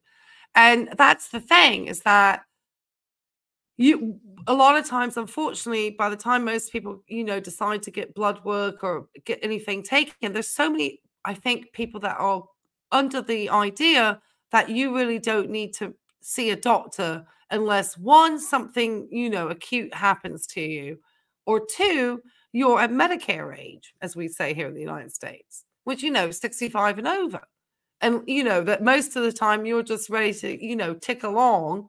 And, and that I promise you would be surprised or not surprised at how many people have come in at 60, in their 60s, and finding out they've had all these, oh, I just found out I have high blood pressure. Well, did you ever see a doctor? Well, no, I felt great my whole life, and so the body has a great way of compensating and letting you, and it will work to make you not feel bad, but it's going into overdrive in certain areas. And I'm sure her body in overdrive over here. All right, let's get back. This poor, look at how she's holding on to this camel. This to me is, look how close she is. She doesn't know this animal. She doesn't know what diseases this animal could carry. This poor animal doesn't know what diseases she carries. I just don't.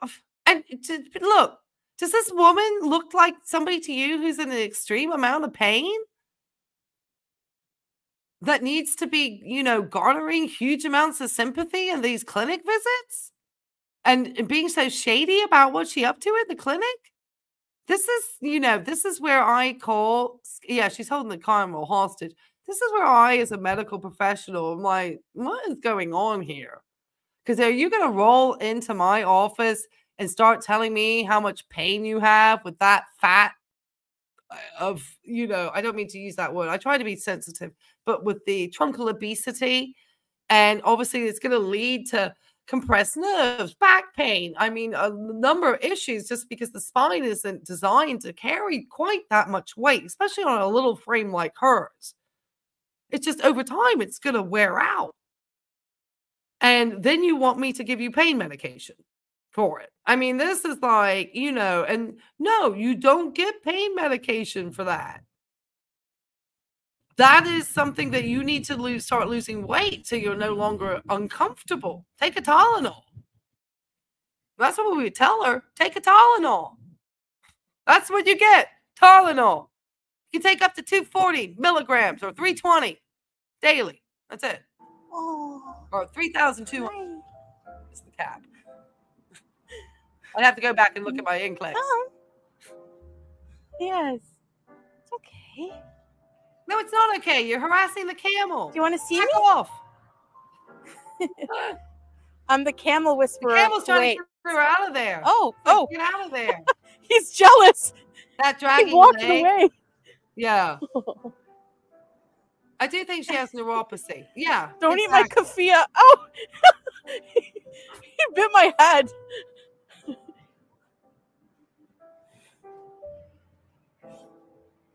Oh. This one is jealous. No, they want you out of there. Oh, wow. They're like, who are you? Hello. Oh, God. Ugh.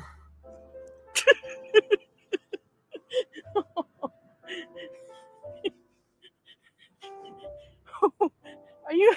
I think he claimed me. Are you jealous? You bit my keffiyeh. Love. Remember, not even 2 weeks ago, this was a person who was off camera lying on her couch telling her audience that she was going to be bedbound for weeks or something because of the pain. It was telling about pain. I'm sure, like we've said, she got, leave them alone. Yeah, I know. Poor camel. She's no sense. No. That's where it turns out one way when she's walked. I think she did something. She mentioned in one of her live streams that she stubbed a toe and that the nail started to partially come off. And that to me is very alarming for somebody who has diabetes, because it is on the foot. She doesn't do foot checks, as a diabetic should. We know her diabetes is unmanaged. We've seen what she's eaten. We know she has backup food on those meals. We know how little activity she has. I wouldn't be surprised if something is not, festering on the foot. and she's, you know, foot's turning out, or the foot's turning out because she's compensating for the neuropathy because she just can't feel. So she's just not, her gait is not correct. People ask me about the fupa, the infamous fupa. I would think I would see her waddle more with a fupa, you know, to kind of, you know, try to not get, you know, to kind of get that leg balance. I almost wonder if the leg drag is a neuropathy thing. Again, we're just speculating. It's hard to know with Chantal. Yeah, it's something wrong with that left foot. Well, that's why we wonder if she said it was she hit a toe at one point. And so I almost wonder if she really did hit the toe, that could be potentially injured. I have questions about whether she really is seeing any further medical care. And she just says that to milk stuff out of her audience because of how this visit looks today. I'm just getting, yeah. Well, she shuffled along. Yeah, she's hurting, okay? A lot of it could be the way she's trying to balance the weight of her all that weight she's carrying in her abdominal region. It's a lot of weight, guys. It's a lot of weight. There are bodybuilders who don't lift that much weight, and she is trying to put that on her little legs when she walks, or on that spine. It's not designed to hold that much weight for any significant amount of time. It's just not designed to do that. It's really not. It's why we don't get her walking too much, because she's too big to get comfortably out too much.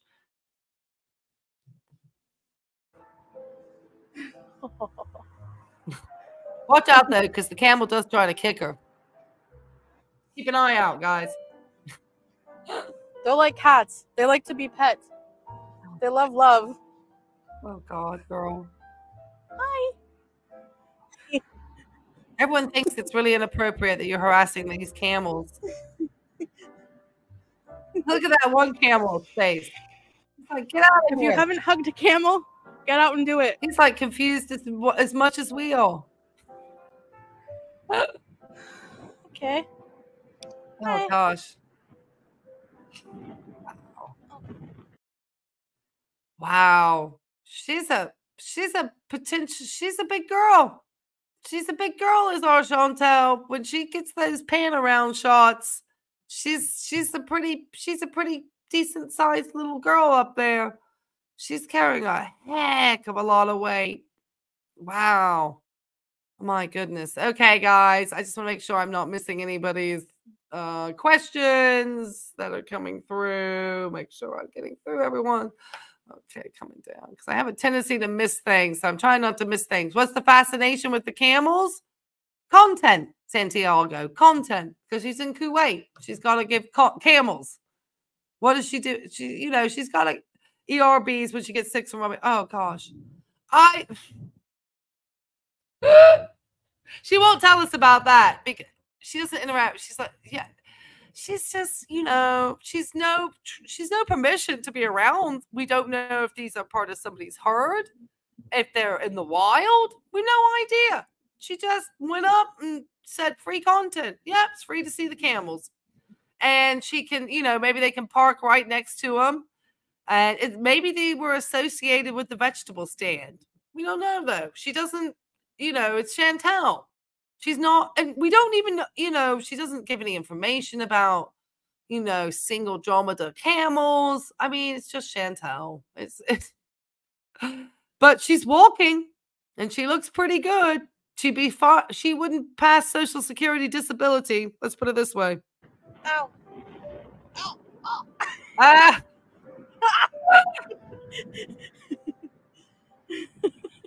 Ah. Girl, Aww. you could be getting fleas. Aww. If you watch, I gotta go. Let me hold this. I think also if you watch the piece that Cat Snaps does. She talks about fleas and how she could easily get a flea from this camel and take that flea home. And she's got a cat at the house who she doesn't take care of. She could be taking home fleas. I don't know if camel fleas and cat fleas are the same, because I know there's different fleas for different types of animals. I think, from what I understand. I don't know. I don't get fleas at my house. I take care of my dog. But she could potentially be bringing things back to the animals that she has in her care at her home. She's very she misuses animals like she misuses people. You had fleas in your house last year, Chris? Yeah, it's terrible. It's real bad. Yeah, this was jump cuts. Yeah, I'm sure.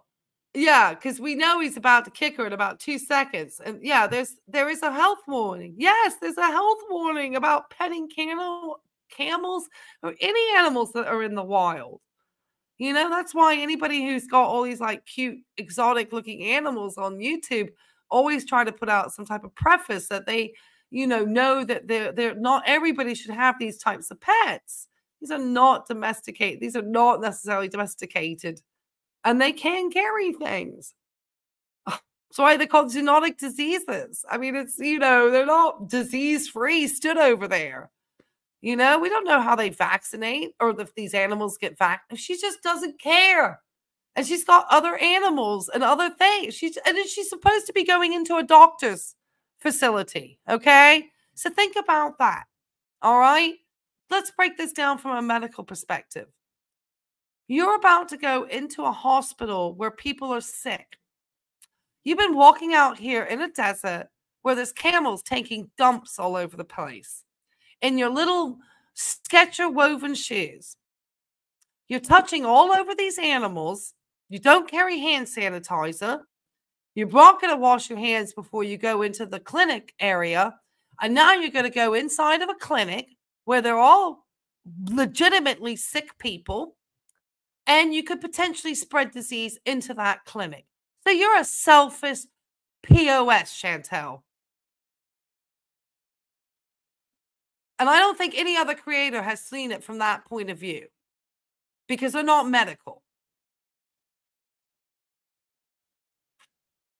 But Cat Snap saw it about the diseases that she could pick up. I'm thinking about it further and seeing how she's now about to go walk her ass into a clinic with it. This is the type of individual this person is. You're not just simply going to the clinic. Now you've got dirt and dust. There's cancer patients that aren't supposed to be near any of this shit in the hospital. But she don't care. She really is a despicable human being. And as a healthcare provider, this is where I just, you have to sort of think to yourself, who is this individual? Why, what are they thinking? And then she wants to go on to sympathy and super chats and money and subs and 100,000 sub plates and everything from YouTube. And taking people. Go to the place of COVID, calling herself an essential worker. She's not an essential worker. Sour Cat Lemon. Hi, love. Nice to meet you. Came from Russia. Oh, well, thank you.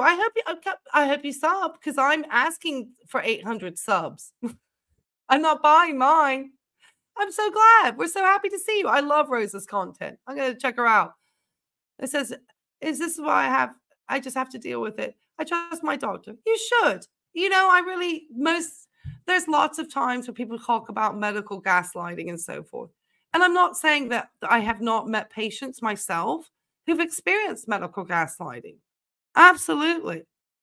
I've had young women who've experienced medical gaslighting from male doctors. And I have actually helped them get diagnoses from other doctors. And anyway, let's just put it this way. I think that as a professional, you try not to medical gaslight. But in my case with Chantel, this is not medical gaslighting. Yeah, free way to help the channel. Yeah, just liking, subbing. It's just a free way. I don't do memberships. I'm not at a place of the channel where I'm doing anything like that. I just like, obviously, if you really have a question you want to get to me, obviously coming in as a super chat is like, comes in and highlights because there's a lot going on in the chat, but I feel like I'm taking a look and I feel like everyone's being nice and respectful and not bullying and not name calling or shaming, because that is not what we do here. It's not our content. We literally are talking about this from a medical perspective. I only need 500 now. Oh, that's exciting. Well, the thing is, like YouTube, I don't know what they do. I get like numbers and then they like kick me down again. So, but thank you guys. I'm excited. Oh, medical gaslight. I think it's like even 500. Oh, I got 300 extra subs. I wish. Wow, that would be great. Medical gaslighting. It does happen far too often. It does. It does. Well, thank you, Cheryl. I appreciate the subscribe. It can. Absolutely. It does happen. And I think as professionals, we do have to be, you know, not gaslighting our patients too. So it goes both ways. But I want to try to give an idea that we do care as medical professionals, but we also have to deal with these types of individuals who are preying on your good natures and goodwill on the internet. Okay. She's going to be tracking diseases into the hospital. Let's go. You're the sweetest camel. Yes, you are the sweetest camel. Yes, you are. Thank you. All of a sudden. Oh, did you hear that? He went, oh. So I go whispered away. in his ear. I went, Camel talk for go away. I whispered, I said, you are the sweetest camel. And he went, oh. That's camel for Chinga de la Madre. The sweetest camel. Yes, you are. You are the sweetest camel. You are the sweetest. I want to see this camel kicker. Yes, you are. Yes, you are. Look at that. Look at how. Look at that. Look at this. Uncle I feel like when I sing, oh, you got me. Oh my God! Okay. Look how close she is to these animals. Okay. And she's gonna go into a medical facility. Oh, he kicked me. Oh my God. Gonna walk away. Okay, there's the feet. Oh my God. What is this? So Yeah. I went to leave and he like blocked me and I tried to get away again and then he kicked me. I promise you, if she had real raging sciatic nerve going on, even the camel kicking her may not even get her to potentially move as fast as that. But she has got that foot turned out. I think, I mean, the foot could be turning out as a way to try to start to balance some of that weight, potentially. You know, I wonder if the foot is injured because she said she stubbed the toe. But maybe also trying to do something and changing her gait over time that she's not aware that she's doing because she's trying to balance out through that weight. I would be very curious. I've always wanted to get a physical therapist to really kind of look at her. It's hard too, though, because obviously she's wearing longer garments, which could make it more difficult to really see where she's placing that knee. I, you know, wonder, you know, it's really hard to say. And unless you get an MRI or you really get a scan and take a look, you could sit and make all sorts of hypotheses as to what could be causing her to have that gait change. I mean, for a number of reasons. Injury, for distribution of the weight, those are the two for you know, I mean, really just kind of assessing her as the patient. If somebody was to say, hey, what do you think could potentially cause this issue with this patient? One, obviously injury is always going to potentially change the gait, way somebody walks. Neuropathy or injuries to the feet, obviously with diabetes would be able to do that. Obviously nerve damage, any knee damage, you know, it could be a number of things. I think she just got all sorts of bad to compensate. Yes, absolutely. It's not good to compensate. You know, the compensation is not good. That's where you can start to have overuse injuries on other places. So I do wonder sometimes if could have a rocket ship because of it. It could be, but I think she's had that going on for quite some time. Turn the page. I think that's something that she's been showing a lot. It's turned out perpendicular. Yes, it's like it's turned out. Yeah, she never bends her knees. I don't think she can bend her knees. I think that amount of weight trying to bend those knees, I think that's a lot, guys. You gotta think. Imagine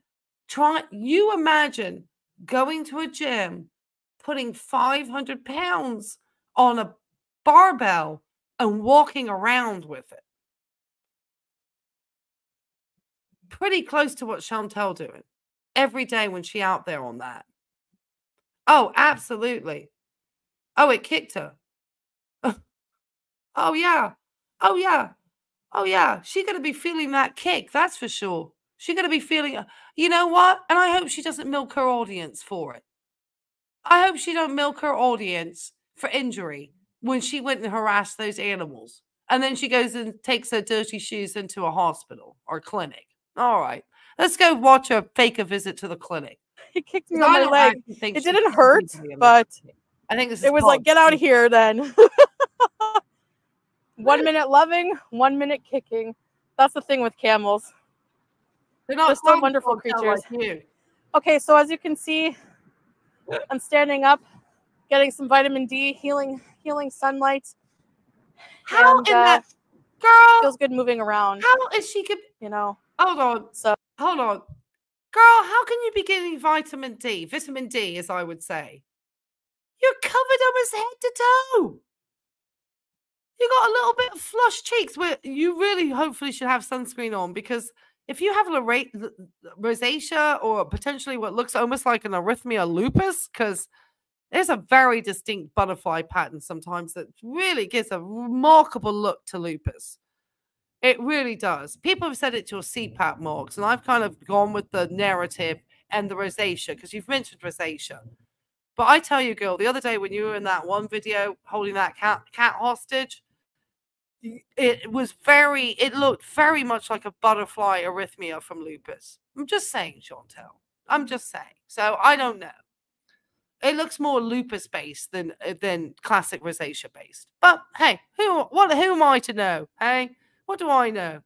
I'm just a licensed medical professional.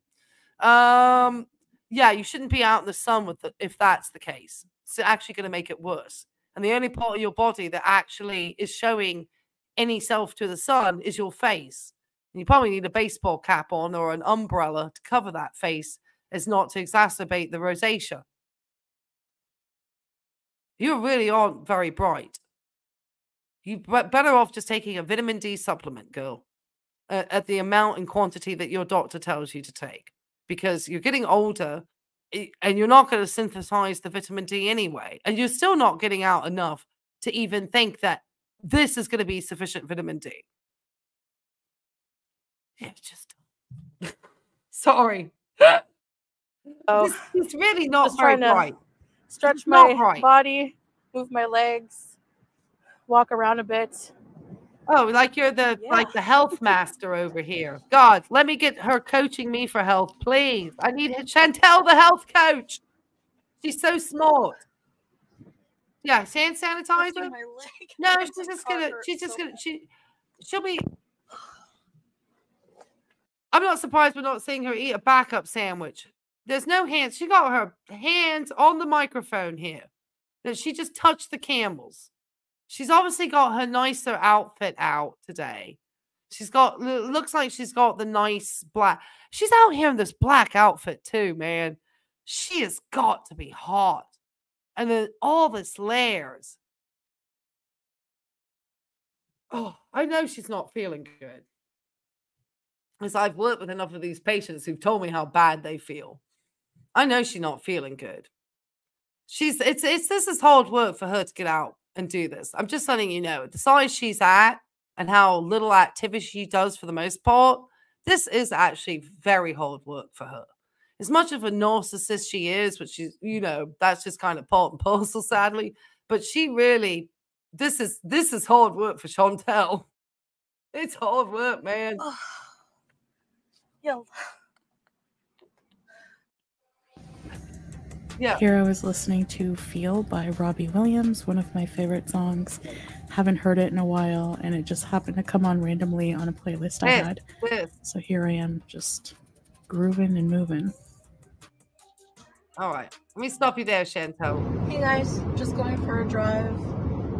Okay. So she's very red here. Gosh, I don't even think the filters can hide that. She's very red. Look at how red she is here. Now, that's either because her blood pressure is elevating, and that could be causing, you know, facial redness. You know, I'm sure her blood pressure. Does that look like sciatica? No, no, that doesn't look like sciatica. None of it looks like sciatica. No, no. I get way more sun than her. Yes, exactly. We unfortunately, yeah, embarrassing. Unfortunately, as we get older, we don't synthesize vitamin D in our bodies the same way as we did when we were younger. So you need larger doses of vitamin D in order to get the levels that you need to be the amount we need to do our functions within our body. And it helps with immune health and bone health. And there's different things that vitamin D is very important for. But it just happens as we get older, we just don't synthesize as much, which is why as we get older, we're often supplemented that by the doctor. And often we also know to wear sunscreen. So it's like 6 of one, half a dozen of the other. Do you want to potentially get, you know, a skin cancer? That could be potentially dangerous and deadly, or, you know, be more difficult. Or do you, you know, what, you know, it's kind of weighing it up. I kind of take the approach that I also take a vitamin D supplement. I get my labs checked by my doctor. My doctor doses the amount of vitamin D I need to take, and I choose more to use sunscreen. Now, maybe in the early morning when I'm walking the dog, that would be the time of day when I'm getting probably no sunscreen sun. But for the majority of the time, I probably have sunscreen on because I just don't want to burn, because that's another inflammatory process. So, you know, it's like, but so that's kind of how I look at that. But I would recommend that most of us, because we do work inside for the most part, and especially in the Western hemispheres, and even for somebody like me who lives in a beach town, I still need to, because I promise you, I don't get out to the beach like I'd want to through work and everything else. I promise you, I'm so sad sometimes at how little time I get to enjoy the beach that's literally a mile from my house. A huge beach. Because of just the amount of stuff I have to do just living and working. You're more likely to see the beach when you're on holiday than when you live at the beach. Oh, well, thank you. Well, I do try to take very good care of my skin. I really do try to take very good care of my skin. And I've used sunscreen since the 1990s when people weren't talking about using sunscreen. I just knew that I always look for like moisturizers with a sunscreen in it. And they weren't great ones starting out, but I always kind of did that. Now they have great products.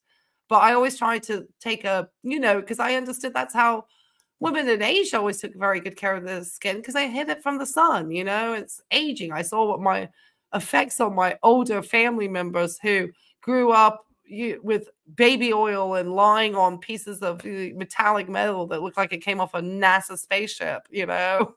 I was like, I am not going in that direction. So I've always been much more, you know, protective of my face, because I, you know, it's just one of those things. Yeah. Yes, I take a lot of those. Yeah. But I always recommend that when you start any type of multivitamins, just make sure that you've obviously clear that with your doctors, because you can take too much supplement too, where if you have too much, then it can be hard work on your kidneys. And then because your kidneys have to excrete what your body does not use. So just always, if I recommend, that's why I don't just like people who are these wellness gurus who are not health individuals just recommending wild supplements to people. I always say that unless you've actually had that lab work drawn and known to be deficient for those actual vitamins and minerals, then I wouldn't just blindly supplement, because you actually could do more harm to your kidneys that have to take that supplement out of your system than doing benefit with the supplement. I hope that makes sense. Yes. Yes. I'm glad we're reminding. Yes, your doctor just told you to lay off them. Absolutely. Absolutely. Yes. That's why another reason I have there's so much of this medical misinformation that happens, which is why I'm trying to create a community where you can talk to a licensed professional and a registered nurse once people get their diagnoses. And, you know, obviously I'm in grad school trying to be a nurse practitioner. So obviously I have a little bit more advancement in my career, but we're so busy in the workplace. I know my friends who work as NPs and PAs and doctors and so forth, they don't have time, unfortunately, to be here in the community, keeping people away. And otherwise they're doing just fun TikToks and stuff. But actually being able to get into the community and talk to people, that's where I think my work as a nurse is able to come in. Anyway, there was a guy in Mexico who died from getting right, exactly. Oh my gosh. And the guy who turned himself blue, that's a whole nother level of just insanity. Drinking that silver and then the people become blue from it. You just have to think to yourself, what is, you know, and then you just realize that there's something. And then I just really dislike how the media then highlights these individuals, you know, because it brings in views for them. So they'll put them on the Today Show and stuff. I'm like, really? Really? Anyway, the Today Show is, I have real problems with that. Okay, let's watch Dirty Hands go to the clinic. Had some fun with the Camels, a little bit of car dancing. And I have questions. Music, and now just going for a drive. Love it. Love going for yeah, drives.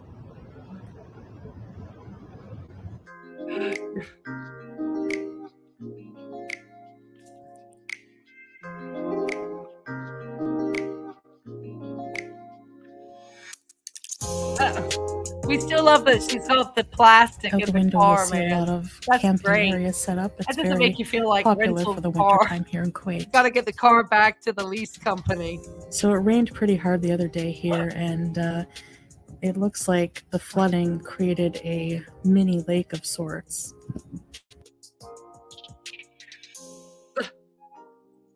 My question is, how many of you guys stop and make this many trips on the way to the doctor's office?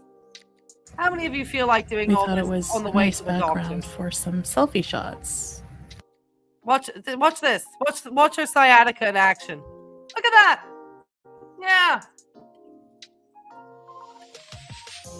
I smell a medical scam.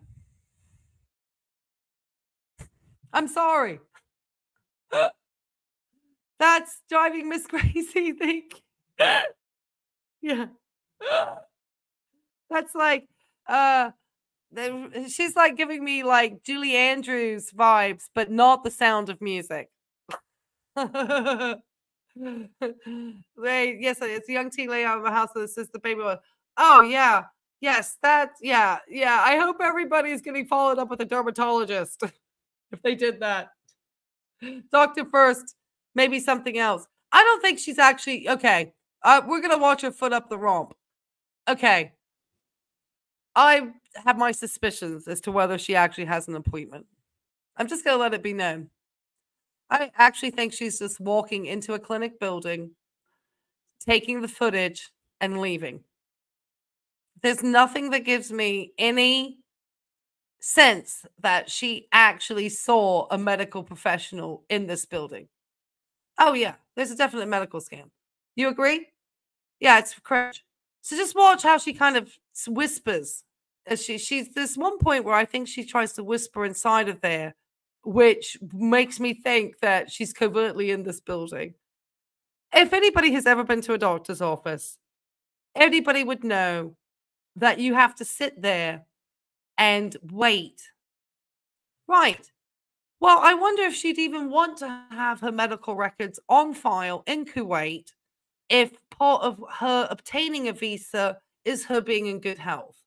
Because if she were getting medical treatment, would it not then be a record of her having to receive continuous care? I mean, I don't know. I don't know enough about their system, but I know that here in the United States, obviously, there's electronic medical records. So it's starting to show that she's been trying to get all this care.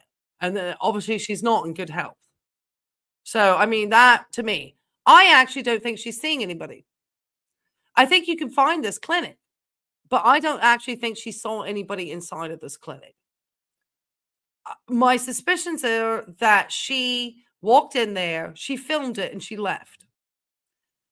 Most of us who go inside of any type of doctor's office would be able to have time when we're sitting there waiting for the medical staff to come in once they've roomed you. And there's nothing that would stop her from filming her in that room alone. Because I've done it, film things, when I've been sitting in doctor's offices waiting. And it just seems very odd to me that we don't get a shot like that. We never get to see her with any discharge papers in her hand. I've never known anybody to leave a medical office without something in their hand, an appointment card. We don't see that.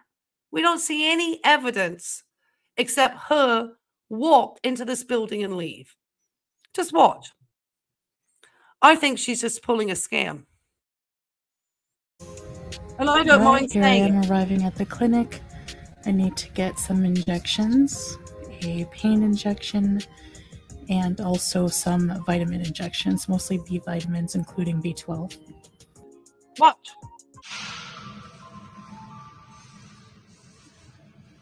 She waves. Just wanders around.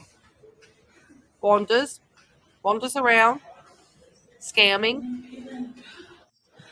Looks in pain. Uncomfortable.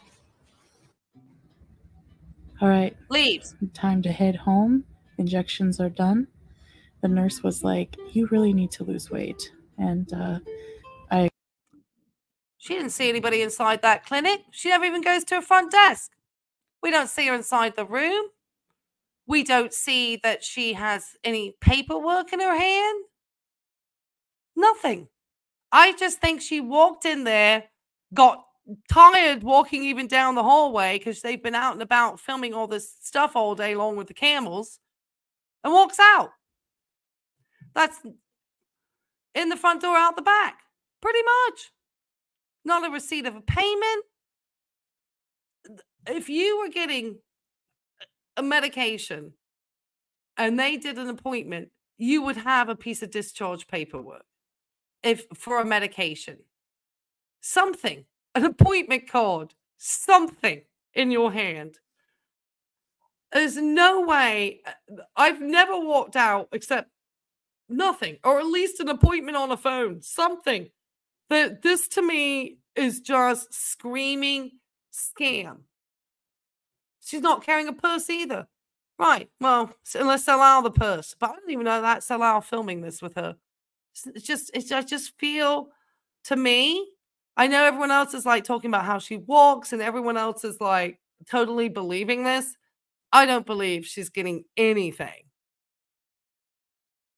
I really don't believe she is. I don't think this is a receipt for me. This actually makes me question the scam more than ever. Not that I don't think that she's got medical stuff going on, but I think it's all self-inflicted. I think that her audience, you know, some people may not care that she self-inflicted her health and wouldn't have, you know, a lot of, you know, time for that, and wouldn't necessarily give her the donations that she so desires or the sympathy that she so wants. This is scam. This is like scammer 101 right over here. This is what I see. I don't see a just, it looks suspicious to you, Chris O, too? She's a phony. I don't think her left leg thrown out. She looked, I mean, don't get me wrong. She looked breathless and red-faced and tired going down that hall. But it looked to me like they were walking down the back halls of a hospital. They weren't near a registration area. I think they just, I think they just went to the clinic and filmed inside and left. I don't believe she had an appointment at all. I'm just going to put that out there. Like I said, Chantel, come and sue me. Okay? This is my opinion. Secondly, you're a Canadian citizen. Any type of lawsuit, you would have to take it to the U.S. Attorney General office. And the U.S. Attorney General would have to see whether or not they felt that you even had a case to take against an American citizen. Of which I am. So good luck with that. Okay? You could call us all haters or whatever you want. But you're a scammer, sweetheart. And I hope that my 281 souls in this chat today who are going to go and take it will start letting, start asking and questions in other people, not Chantel's chat, because we just don't need to go to her chat or bother her at all. I don't recommend that. Somebody sent her a really nasty direct message that was pretty lowbrow. And I understand they don't like this person. We're putting a lot of focus on her. But I promise you, we as reaction channels can manage Chantel. I don't need to use any bad language. I don't need to use any cuss words. I don't need to use any slurs of that nature. I literally am looking at her as an RN and seeing that to me doesn't look legitimate. It just does not. I've worked in so many medical facilities and worked with so many patients and seen enough videos of people in patient rooms that this is just a con. This is con 101. And she's got the dupest delight when she's walking out of there. She's not comfortable. And she knows she needs to lose weight. Oh, the nurse told me to lose weight. Oh, Jesus, I'm going to monkey off on that. All right. We're about to finish up with Miss Chantel. There's no limp when she's harassing. No, she, like I said, Chantel probably, absolutely has uncontrolled diabetes. But this lady is, yeah, you think it's interesting? She's a medical scam. Because I don't think she's got anything from this clinic. She's just making stuff up, giving herself a little bit of a story until the next scam, because she's a scammer. All right, let's see her waddle her way out of here. Scammy. Con artist. I agree with her. Of course. Not going to dispute that. I mean, she's definitely morbidly obese. Time to go get something healthy for lunch and head home.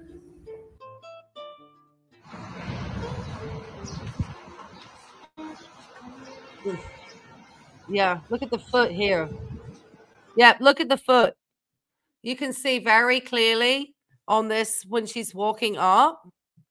This foot, this is bad. I wonder if this is the foot that she stubbed the toe on. Or because isn't she saying it's her right leg that's giving her the sciatica? Wouldn't that be flipped around? I never can tell with these cameras. What's this here? Going to ER in Canada doesn't mean anything. Our system is so well that even seeing your own family take more than a week. All walk in clinic have gone with you. I'm sure, absolutely. Because there's a lot of people who, especially since we were in the home, a lot of people, their health did get affected by it. And also, I think just economically, I don't know if people, there's just, and medication's expensive. That's why I always want people to take a more preventative approach to health. And that doesn't mean avoiding going to the doctors. My preventative is like, making sure that you are taking an eye on your blood pressure. You're getting your teeth cleaned. If you can afford and you have insurance and you can have a checkup once a year, or like I gave suggestions the other week about how you can actually get labs pooled that you can buy them privately if they're more expensive on your insurance, because sometimes the insurance rate for these things are more expensive than you purchasing them privately and then asking your doctor to review the lab or just having them sent to your doctor. There's ways that, but this foot, there is something wrong. Don't get me wrong.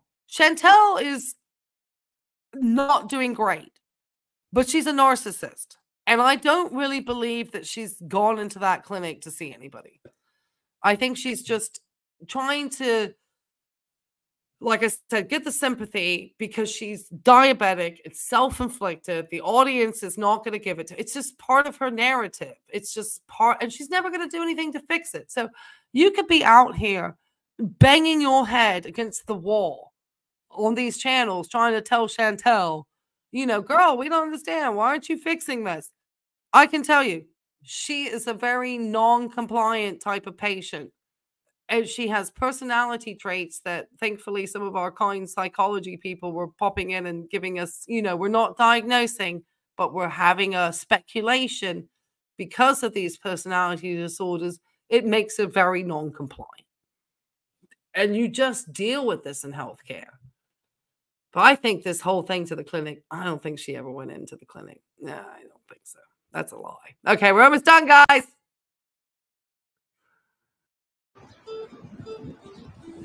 That's bad. Oh, God. Oh, sorry. I don't even want to stop with the chicken. I would love to get a physical therapist. God, I need to find one of my physical therapy friends to get an assessment on that gait. It is very strange. Something is in, she is injured on that leg. Whether it's sciatica, I don't know. It's the way it's very strange. She has definitely got some compensation going on there. Wow. Yeah. Yeah. It's wild. It's wild. Yeah. And you do get B12 like for peripheral neuropathy, but that's usually because you're nutrient deficient. So if she did get B12 injections, she might have gotten some. It's because she doesn't eat a very good diet. Look at this. Chicken and chips again. And you know she's already, somebody pointed out somebody is really good too. She probably ate half of those French fries. So that's not the full amount of French fries that came here. People are scared of the doctor, but staying on top of what's else. Exactly. People don't want to go to the doctor. And I understand. Nobody wants, I don't want to be told I've got stuff going on. I promise you.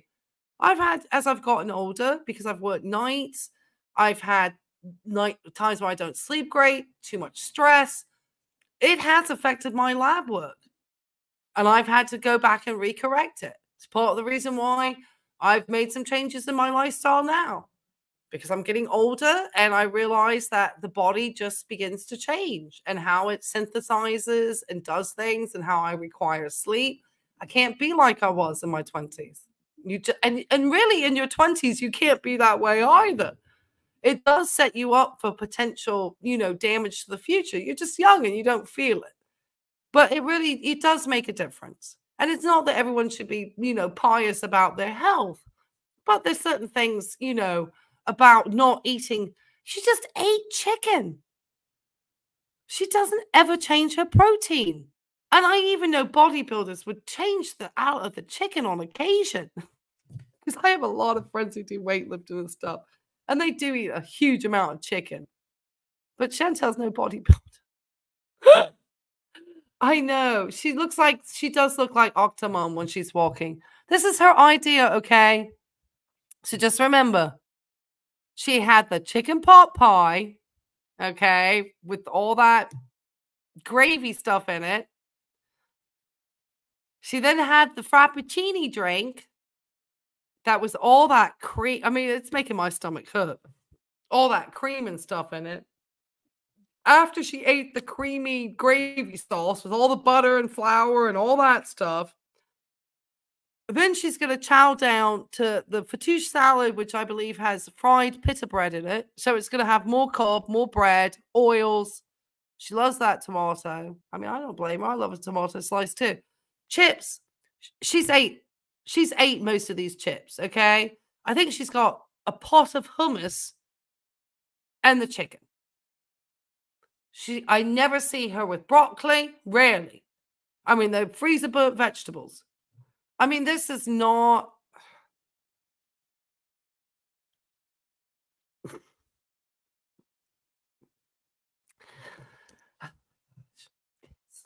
God.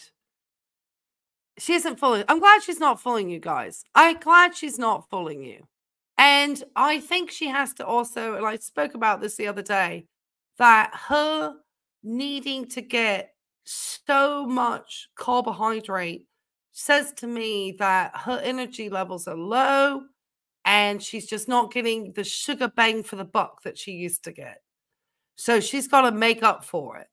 And that happens. It's, over time, those areas that get satisfied from the sugar and the salt that light up from it, it's going to take a little bit more sugar and a little bit more salt. That's why, like, hungry fat chick almost looks depressed after she eats, because she's not getting the same rush from the, the sugar high, if you almost salt high, almost they get from eating the food, consuming the food as she used to, because her taste buds have gotten more and more adjusted to it. She's going to need more and more. So they kind of just get stuck in this thing. Look at this, though. Oh, my gosh. We saw this meal the other day. This is terrible, guys. This is terrible. Oh, my gosh. All right, I'm just going to have some chicken breast and some fattoush salad and some hummus. I'm not going to touch the fries. Hold on. Oh, really? Maybe have one or two. Oh, but this is it for this vlog. I hope you enjoyed, and I'll see you guys in the next one. Bye. Why does she say those lies about she's not going to eat all these fries? She already ate half the fries before the fries went on camera, probably dipped in the hummus. She's just such a lie. It's just, oh my gosh, girl. You cannot be waddling out there with 500 pounds on your spine and trying to tell people you're eating healthy and then say, uh-oh, with the damn frappy drink. And then, you know, rolling around acting like you're going into a clinic after you just were out in the camel field. Oh, my gosh. And then more takeaway food. Just more takeaway food. This food must cost a fortune. I mean, this food, and she's not paying for it off a YouTube salary anymore, guys. I don't think she's getting that much RPM. Gosh. All right. Does anybody got any burning questions they want to ask me before we finish up? I've almost kept you guys here for 2.5 hours now, and I appreciate all 272 of you here. I really appreciate you sharing a Thursday night with me. I hope everyone had a wonderful Valentine's yesterday. I hope you all keep an eye out. Oh, Boo Squeezy came in. Hey, Boo. Husband watches while she eats herself to death. No, her husband not there watching her eat anything, sweetheart. He dropped her off. He did his part for today, Boo Squeezy. He did it, Boo. He did his part. He already jumped in there. He already, you know, did his role, drove her around, because we saw the car. So that's the only evidence that potentially it is Salal who's there. He did his role. He did his duty, I guess, because she pays for the car. So I guess maybe the contract is that he has to drive her at least once a week or once every 2 weeks to go film some shit. Pardon my French. And while she spins around and looks, you know, she looks like she did pretty good on those flat surfaces. But once she started to have to do anything with an incline, girl was hurting. Girl was hurting. She was not going to be wanting to walk up an incline onto an airplane on one of those incline things because she hates an incline. She hates an incline, man. You know, she's going to be telling her live audience that she's hurting from this, you know, adventure that she had out and stuff because she looked like she was struggling. But she needs to not be eating this then because this is not giving her a calorie deficit in order for her to lose weight. Look at the size of that oily salad. She's going to eat all that hummus. She's going to take down that entire chicken and all the fries. She's like, I mean, for her to even say, the whole thing is going to be ate by her. She's just not going to do it on camera. She may be doing that, you know, she might film this as another, you know, binge eat. Yeah, somebody asked me a question, I think. Life and Vibe. The length of video she filmed of this meal, I lost weight rating this 7 days ago. The entire. Do you think this is just old footage? You think that that's a pretty good point? She could have just done a voiceover and just be showing old footage. I mean, at least we know Salal's the one who actually went in the car because we saw the car. So he did his obligation. That's the word I'm looking for. He filmed her. He's not going to be in the film with her. And that was basically her Valentine's Day.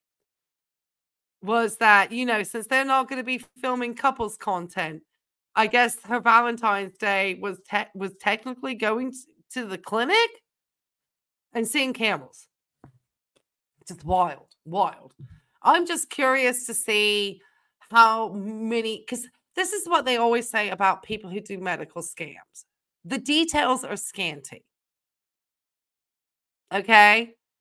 Think about how many details did Chantel really give us about that clinic visit.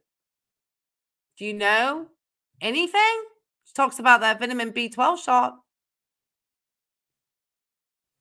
We don't even get the name of a doctor, like even Dr. A, Dr. G. There's never a name to the nurse.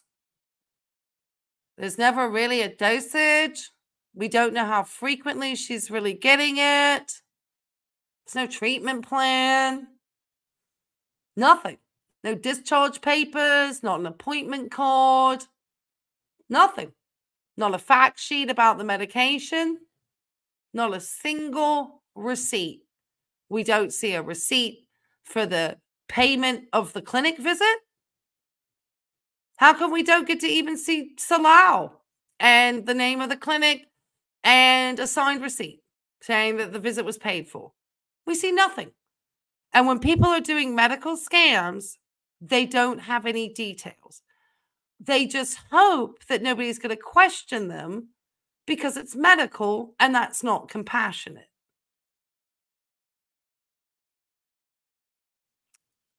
But I don't think she's being truthful. It's all fake. I think it's fake. It's absolutely fake. Maybe she's, yeah. She didn't go to I promise you, D, if you've ever worked in a hospital, promise you, she not go to the cafeteria of the hospital. Not for lunch. She stopped for her favorite fattoush salad with Salau on the way home when he dropped her off, and then he disappeared out of there. He's not eating that meal with her. He's not sharing a Valentine film with her. She went home and ate her feelings. And if this isn't old footage, I've been giving myself them. I give it myself. Right. So you don't even you don't need to go to the clinic. When my ex-husband was prescribed vitamin B12, I gave him his injections at the house. She could give those injections to herself. Absolutely. Absolutely. Thank you, Tico, for pointing that out too. Thank you. And we don't even see her with any, nothing. He says our hospitals here have all the big name facets. Yes, they do too in the United States. I remember they used to have a Subway downstairs when I worked at the heart hospital. And all these patients would have to show up without having anything to eat because they're coming in for a procedure. And all these poor people could do was smell bread all day. It was so bad. And then they would all have a freaking Subway right after their cardiac cast. Couldn't believe it. Anyway, I thought the nurses said, oh yeah, the nurses are those nurses that she goes and sees. Hey, the hospital has good breakfast. Oh, as long as you want the patient. Well, I'll let you know in the heart hospital, it's decaf coffee and salt is contraband. I've actually done sweeps in patients' rooms for salt. Seriously, I'm not even joking. Didn't get her blood pressure. No, she doesn't need any of that stuff. She doesn't need evidence, Catherine. She just tells us she's going there because that's, we just believe her because she walked into a medical facility and walked out the door. And because we're all morons who don't know what it looks like to go into a doctor's visit or to know that your B12 shots can be prescribed to the home, which usually they are. I have had to lift them up, then put them in the pills. Right.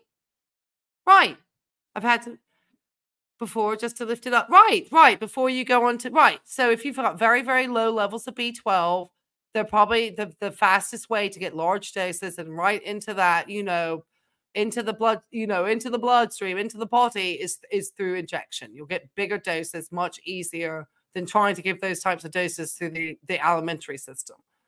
So yeah. And then once you've obviously gotten to the levels that they consider to be good, then you can then take B12, supplementation. I take B12 supplementation too because I eat primarily a plant-based diet, even though I use lots of nutritional yeast. I just do it to be on the safe side. My B levels tend to be, more than adequate, like very high, generally. So, but that's just like my doctor, advised for me to do. All right, everybody. The hospital here is okay. Not the worst I've had. Oh, I'm sorry to hear that. That's no fun. Oh, yeah. I used to know the menu. I promise you, I used to know exactly what day of the week the patients be getting what meal on the floor because it was always the same. It was always like fish on Fridays. It was the tilapia with the steamed vegetables. You know, Thursday was like open faced turkey sandwich. Yes. Yes, exactly. Exactly. You gave yes, I gave my ex-husband B12 shots. That's why this is so ridiculous. Her making out like she has to go to this clinic to go get B12 injections. It's like, but you wouldn't be getting long-term care like that, Chantel, because you're not a resident of Kuwait. So what I understand from people who've contacted me, you wouldn't be getting like checkups and regular health visits as somebody who's not a resident of Kuwait. You're on a tourist visa. They don't expect for you to be getting care on the regular. So this whole story, girl, is a sham, man.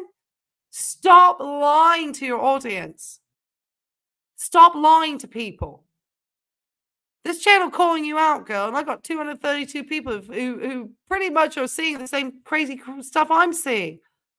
Anyway, all right, guys. Well, what time is it? I think Are You Serious might be coming on. I'm not sure. Yes, different hospitals do it different ways. I know that some hospitals, they have really good menus. I mean, I used to know ones where the people from the dining would come to every individual patient room and go through the menu and get through the options and do that stuff and get, you know, the patient could order like the hamburger from, I mean, there was all sorts of, you know, just a lot of, you know, because especially here in the United States where people's health insurance is being paid for by them personally sometimes also as well as their employers or through Medicaid. People then expect that they're going to get decent food to go with that because you've paid for it. I think when you're maybe, you know, so I think the expectation on the food is certainly a little bit different. But sometimes I think to myself, you know, if you're really not feeling that good, how are you even worried about the food sometimes, you know? Because some people don't. It just depends on the patient, you know. So, you know, it just really depends. It really depends. Enjoy the rest. Oh, thank you. Chantel's mouth is maybe. Yes, absolutely. So, yes, thank you, guys. Oh, okay. Well, I need to. Are You Serious? Is 8:30. Okay. Thank you. Thank you. Yeah. So let me let you guys get going. I'm so glad you all enjoyed it. Thank you, guys. If you haven't hit the likes, please hit the likes on the way out. That helps me get up the YouTube algorithm. If you haven't subscribed, please subscribe. That just helps again. If you're coming back in the replay, just put replay crew. Thank you guys so much. I will wait to see what interesting things. I've got something else I'm going to start doing with Chantel and her dark traits, just as something interesting. Since so many people seem confused as to why she's so the way she is in her personality. Anyway, let me bring up this thing. Thank you, guys. I look forward to seeing. Thank you. I know. If for those of you who joined me for the glitters the other night, I had a blast with you guys. I hope you guys had fun. That was a lot of fun. Oh my gosh. I wonder what she ended up doing for Valentine's with that massage gun. Anyway, let me just bring this thing out. I'm going to bring my little bit of music on. I look forward to probably seeing you in the chat for Are You Serious? I had a great time. I had a great time with you guys. I really. Oh, Em, it's okay. You're welcome, Em. You can come in for the replay. We're okay. We miss you too, though. We got rid of Nightbot. Nightbot doesn't look like he's so crazy at the moment. And if you did send me a super chat or a super thanks, and I did not see it and it did not highlight to me, I am so sorry, and I really do appreciate them more than you realize. They just make me feel really like that people are appreciating. Not that I'm saying I expect it, but it's fun when you know that people are enjoying your content, appreciating your content. I'm having a great time being a creator, and just hopefully going to be bringing a lot more focusing on, you know, looking for, you know, how to be aware of what followers and influencers you want to pay attention to. Look out for their credentialing. Look out for their licensure. Look to see if there's an ulterior motive that this person has from giving this information or gaining. Be aware of fad diets. Always listen to your doctors. Stay hydrated. Get those steps in, guys. Those are all my great tips for the day. I will see you on the next one. I know we're going to get something interesting next time. I know it's coming. and I look forward to it. Bye.